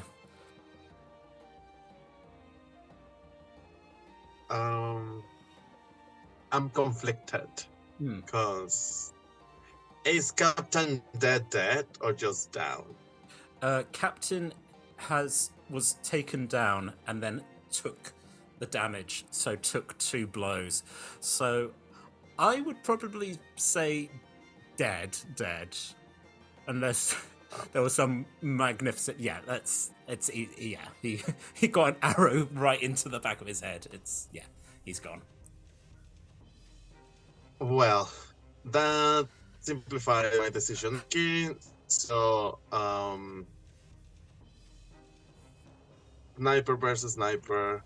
I'm going to attack this creature.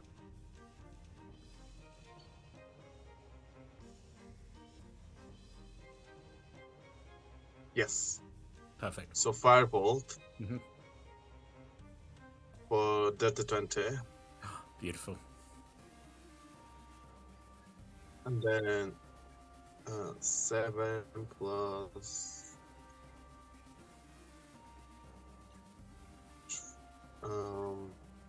12 points of fire damage. Mm-hmm. Build up. It's not fun. I'm gonna use 1 spell slot for Mr. Mistletoe to go from Protector to Ballista. Beautiful. And I'm gonna use my Ballista against Sniper again. Amazing. Where are my features? Give me a second.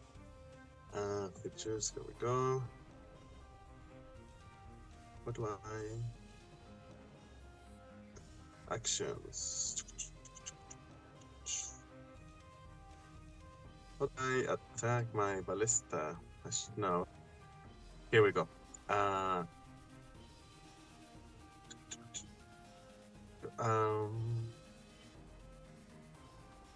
Wait a minute. Force ballista, yes. Spell attack, okay. So that is the 20 plus 9. Okay. There, guys. And it's 2d8. Okay. So against the another sniper. Oh, natural one. Forget about it. So that's my turn. Nat 1. But again, perfect for this. You fire the firebolt. It misses, hits the ice, which just... And they just... Ladrin's like, hey, that's not right! Disappears into the lake. And just... And I think it's again, I know it's a nat one, people like that. It's perfect. It's the Looney Tunes perfect ring of it's just Winter Ladrin disappears into the water. Rambles. Wow. I'm still staring at that at the Eladrin in the moonbeam. Yeah. Moonbeam's just like it's just covering it just close enough that I'm going to go in. Primal Savagery is the best attack. Absolutely. That I've got, so I'm still pretty mad about what happened to Good and how there's been no conversation. So, with advantage. So there we go.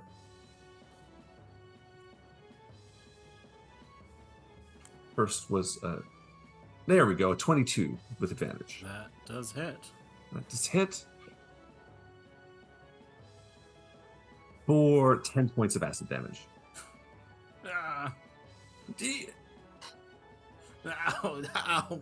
Why is this happening to me? I'm a good person. I'm a good person. Good didn't think so.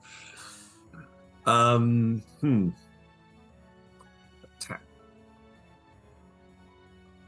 I can stand over. Is the Valkyrie out? Or is the Valkyrie? The Valkyrie's very bloodied, but the Valkyrie's still here.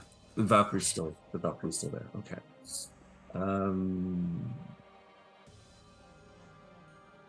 No, okay, I won't move the moonbeam. I'll stay over there, but I will send the spirit, the totem spirit, over to where Hilda is.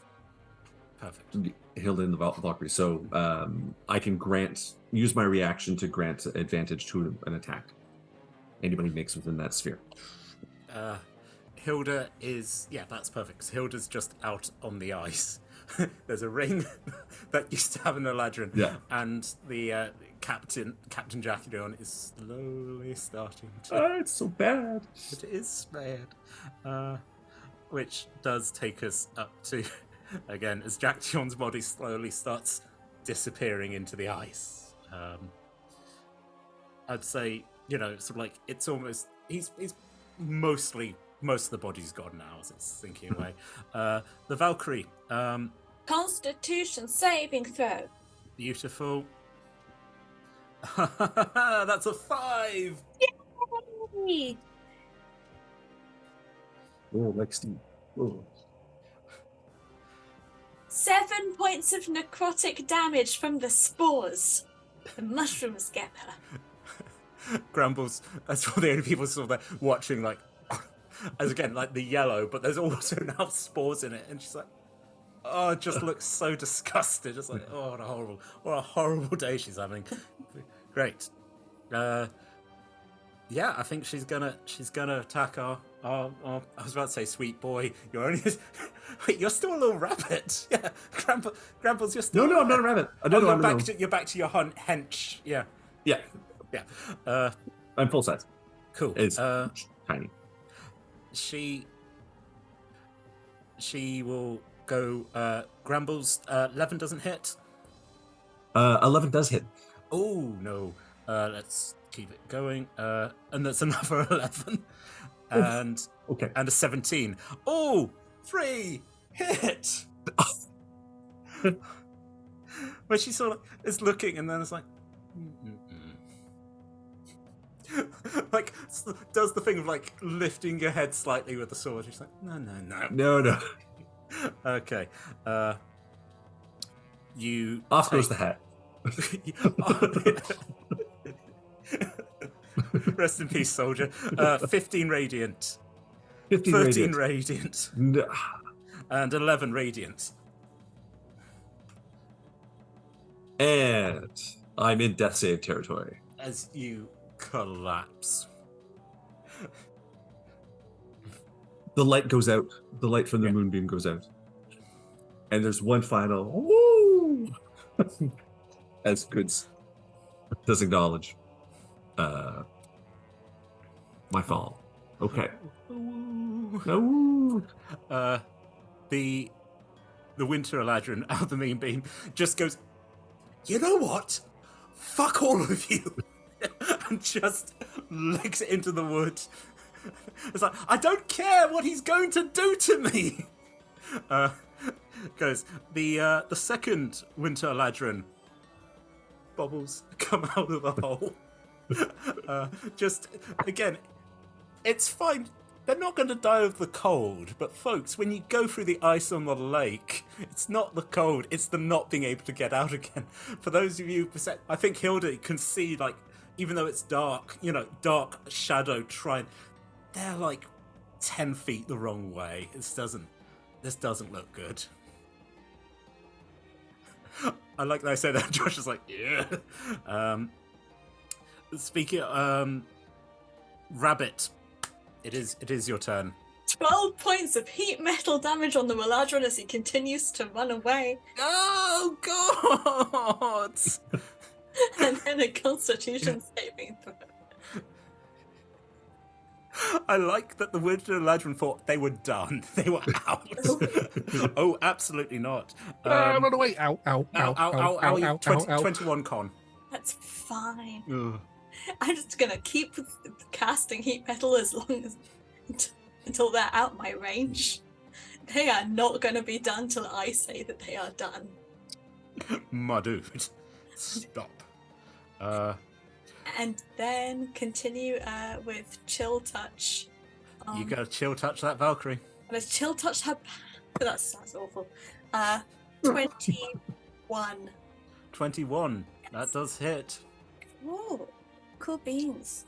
Cool beans. Out here on the ice. Cool beans. I like that.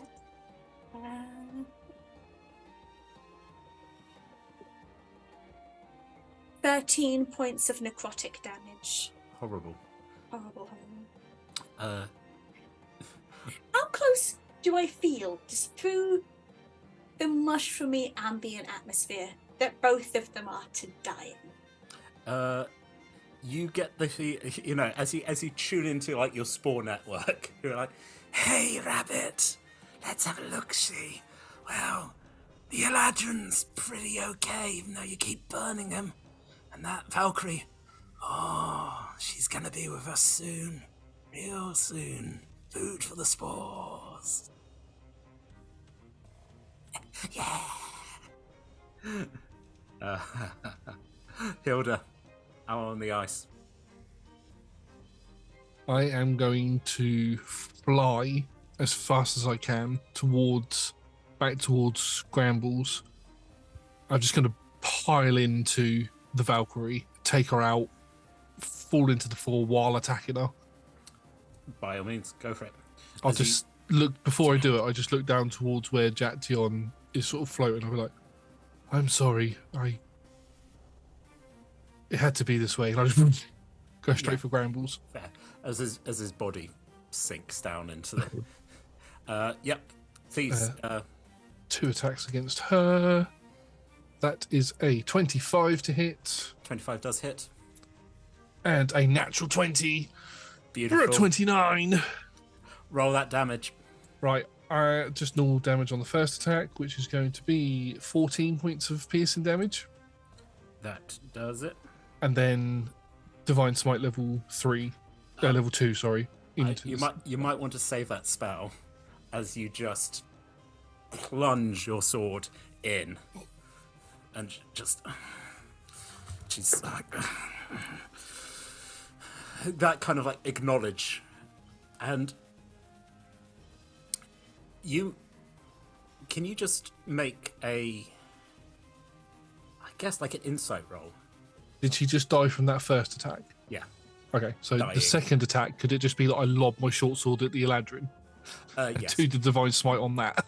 Absolutely, as you hurl your sword. Okay. I'll do the insight check first, then I'll roll the damage. Yeah. Insight is an 18, and then damage on the Eladrin is going to be 14 plus 1. So 15 points of piercing damage, and then 15 points of piercing damage and 31 points of radiant damage. So 31. Yeah, so 46 in total.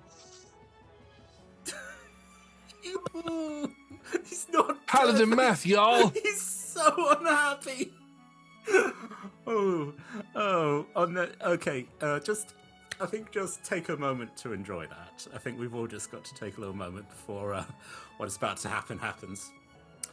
Wow. And it was 18 on insight. Yeah, you see the Valkyrie sort of like, again, bleeding out, like puts it. Her voice is gone, but her lips still move. And from the inside, you see her saying, "I'm so sorry." At which point, poof, there is an explosion of light. It's a 30-foot radius sphere. I'm afraid it hits the unconscious Grambles. Hilda, you're in it. Rabbit, roll me a D100 to see if this is going to get you. Trax, who is the most sensible, has stayed on the far shore, and worse, has got an arrow in their shoulder. It's fine. 66. I think that I'm going to say that because you're underground, you feel your spore network fry, but you aren't. It doesn't get you. I feel like the roof of like the burrows I've been making start falling on me, Yeah. so I know something bad has just happened. I think that's the thing. Yeah, the ground is collapsing. Oh, I feel so bad. Sorry, Crumbles. You need to make a dexterity saving throw, which of course you fail. Of course, because I'm out. Hilda, can you make me a dex roll? Do I benefit from my own aura? Interesting. Let me just have a quick look. 1 second, sorry.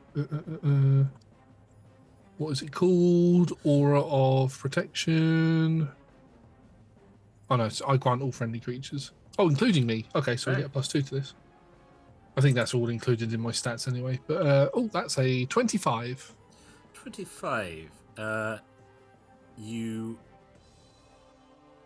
take, because it's a success, so you take 20, okay, you take 11 points of the radiant damage. Could I, as I'm getting blasted, could I use that to instead protect Gramble's body? I take the full damage and Gramble doesn't take any death saving throws. Yes. Cover them with my wings as I we. let that because hey, we're doing a war buddy film here. you have that moment of like where she says, "I'm sorry," and literally you do get down, Mr. President, fling yourself on top of Grambles, and you feel the. As we get blasted away, my wings just wrap around the pair of us. I still take the damage, but I protect Grambles and you take the 22 points of radiant. Also, once again, Constitution saving throw with advantage. Yep. Ooh, yeah. That's a 12. Perfect. Absolutely perfect. As you roll onto the ice, Grambles sort of like flumps down. The ice is cracking. Rabbit also sort of pokes their head up and is like, "Oh no, okay." Trax, you also have a moment like, "Oh, this is bad." someone needs to go get Grambles before this is too late. If I got a chance to do one more thing before anything happens, Yep.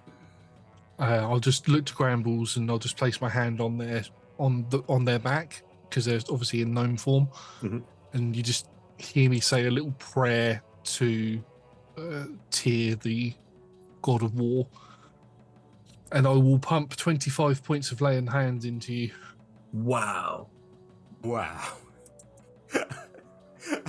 As you do, Grambles, you get it's perfect. You're lying on this cracking ice as your eyes sort of open up as Hilda sort of stands there. And here we go, Hilda. Yes! An actual Valkyrie. Happy days. Oh, we're gonna have so much fun, me and you. I don't want the Ragnarok to happen. Well, we're gonna have great fun, me and you, Hilda. Bring on the Thimblewinter. Now, let's have a little think. Tell you what, I'm gonna give you a little thing. Do you want to prove yourself useful, or basically I'm wanting to know if you want to kill your friend who you just healed? What do you think? Killing him does not bring on Ragnarok. Well, I allowed Jacktion to die because I knew that would. Yeah, well, oh, biscuits, you want those Valkyries? Oh, there's a prophecy. Rather than just being pure fun and games. I broke my oath before stopping it before. I'm not going to do it again. All right, okay. Tell you what. There's a woman who I would absolutely love you to meet. Her name is Paravildi. Now, she needs an introduction to the autumn forest, but I think if you give your permission, that should do fine. I'm out in the woods, so you come to me, Hilda, and with the two of us, we can have a bit of a conversation. How's that sound? Sounds good. I'll put Grambles on the shore, away from the ice, and then I'll just fly off. I'll look to the others before I go, and then I'll just fly. Folks, you watch as Hilda takes off. Can I insight check Yeah. Hilda in any way? Yeah, I don't know if she's been speaking out loud, or I want to see, because I want to feel the vibe, because this is very unlike her. Oh, absolutely. I Hilda know. would never flee. But yeah, make an insight. Okay. Insight is 19. Yeah. There's tears running down her eyes. There's truth to what she's saying. She knows that she needs to let Ragnarok happen, but it's not the way that she would have wanted to have done it. Are you saying it out loud or in your head? Everything that I just said, it was out loud. Okay. Jacktion died. You think the Ragnarok needs to come? I'm not saying that, but I'm just going to go and just stare at you.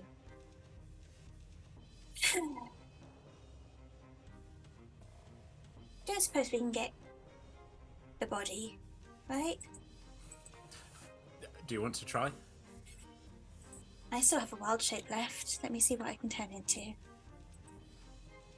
Can I turn into anything that can swim? I don't know. Do you want to? I'm willing to let this be flexible.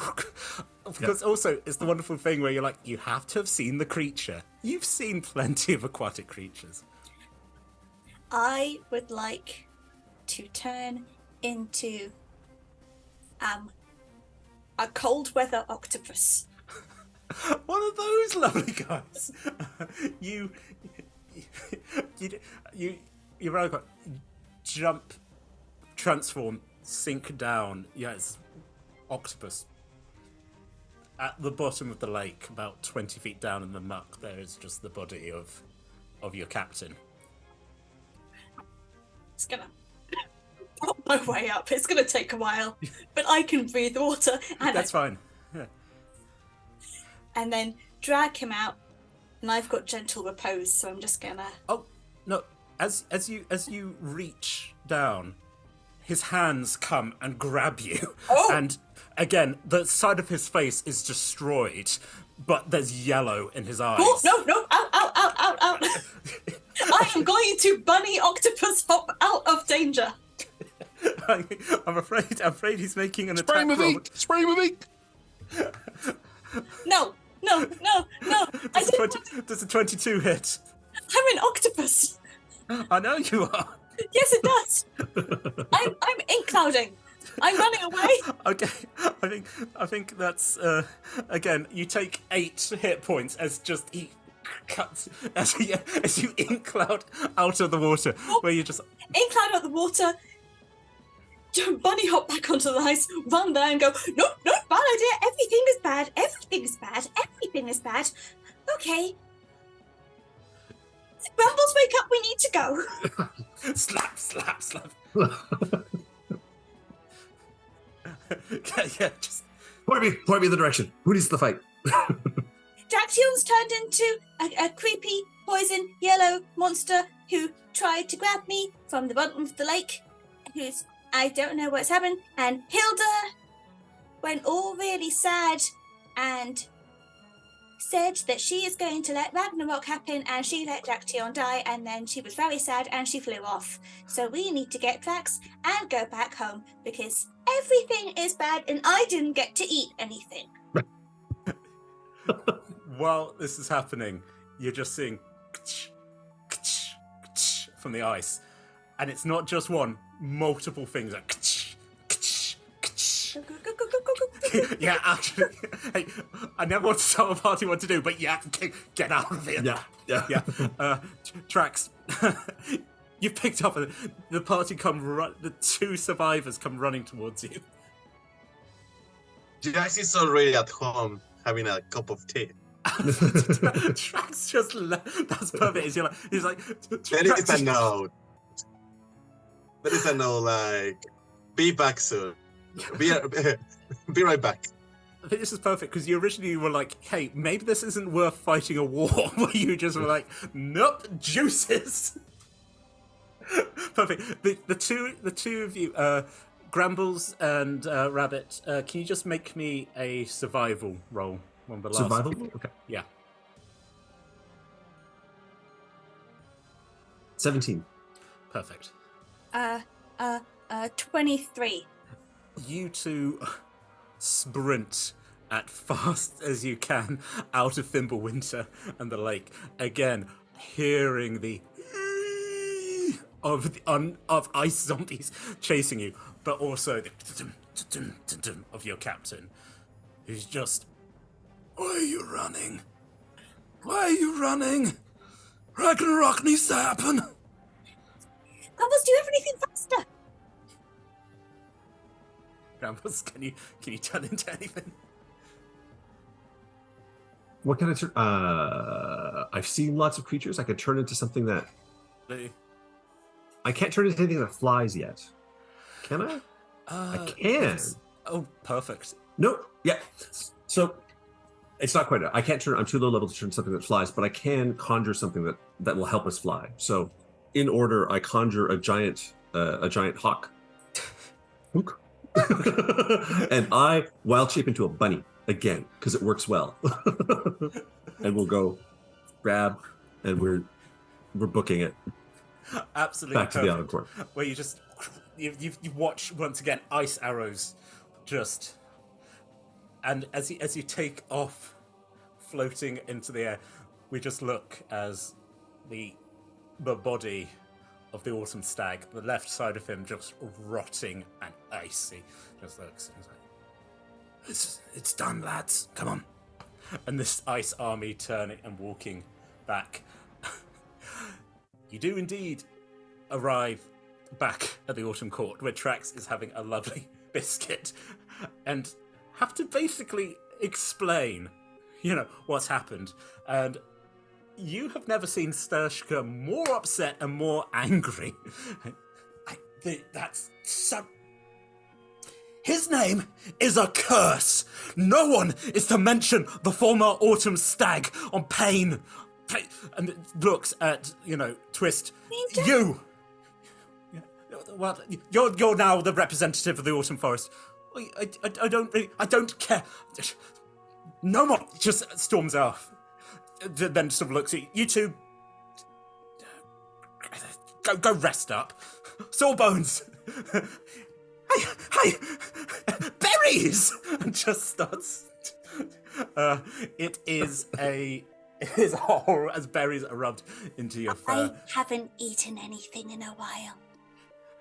Right? Do you want to be you? No. Go away, please.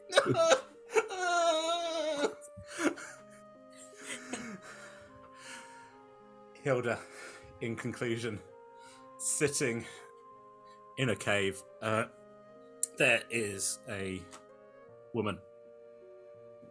Again, very similar looking to the Valkyrie. All right, okay.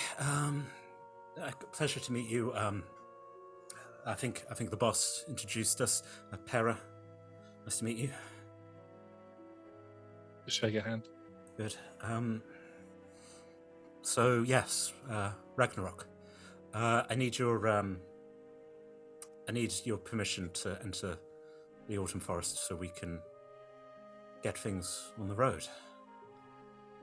I don't know if I can give that permission, but if it helps Ragnarok get underway, then I give it. Good. I'm just saying it's nice to have another one of the Asir with us. Just very awkwardly, he's like, "Thank you." I'm sorry about your friend, the stag. He's one of us now, but yeah, just sort of like. As she walks and the door closes, and just a very lanky man's like, hello.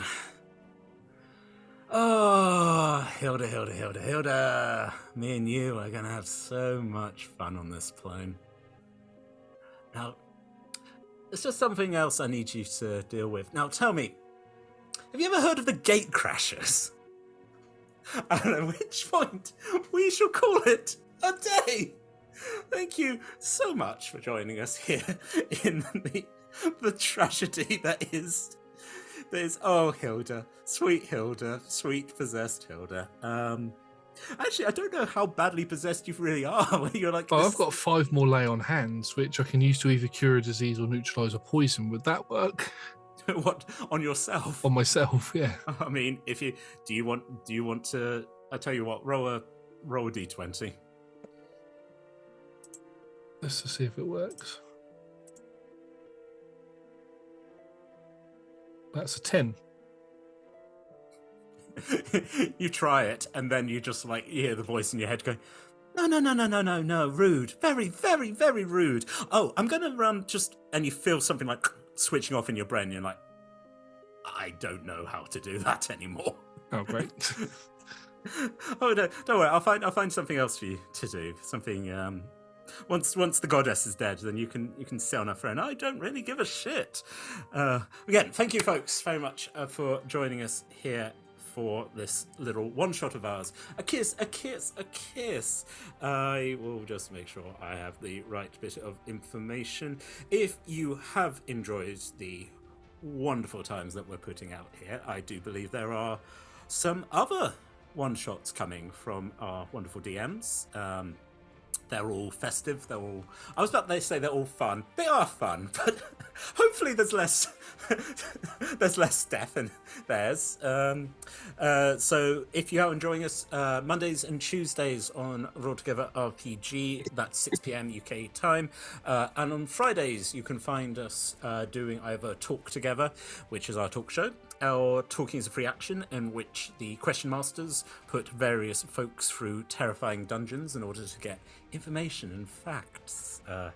The streams are twitch.tv/rolltogetherrpg, and the content can be found at youtube.com/rolltogetherrpg podcast. Search for Roll Together RPG on all good podcast providers. You should be able to find us. Big thank you to the D20 Club on Patreon. We literally couldn't do this without you. I will never learn how to do the hearts. I refuse. I will keep doing it like I'm doing a weird sort of anime pose. yes, they provide us a wiki. They also give us a Discord, so please do join us if you want to learn a bit more about the games or what we do. Talia just seems to be doing Doctor Strange style hand symbols. Oh god, it's terrifying. Yes, so one of your local currency does help. Ali, no, why is everyone doing Illuminati stuff? This is not. Anyway, big thank you to the supporters, the supporters and the sponsors. If you want to talk to us on social media, Roll Together RPG. Behalf of myself and the players, we wish you a very happy holiday season, delightful new year. Please do join us in the new year where we'll have a lot more of this chaos. Until then, as we like to say at the end of every game, stay off the ice. Good night, y'all.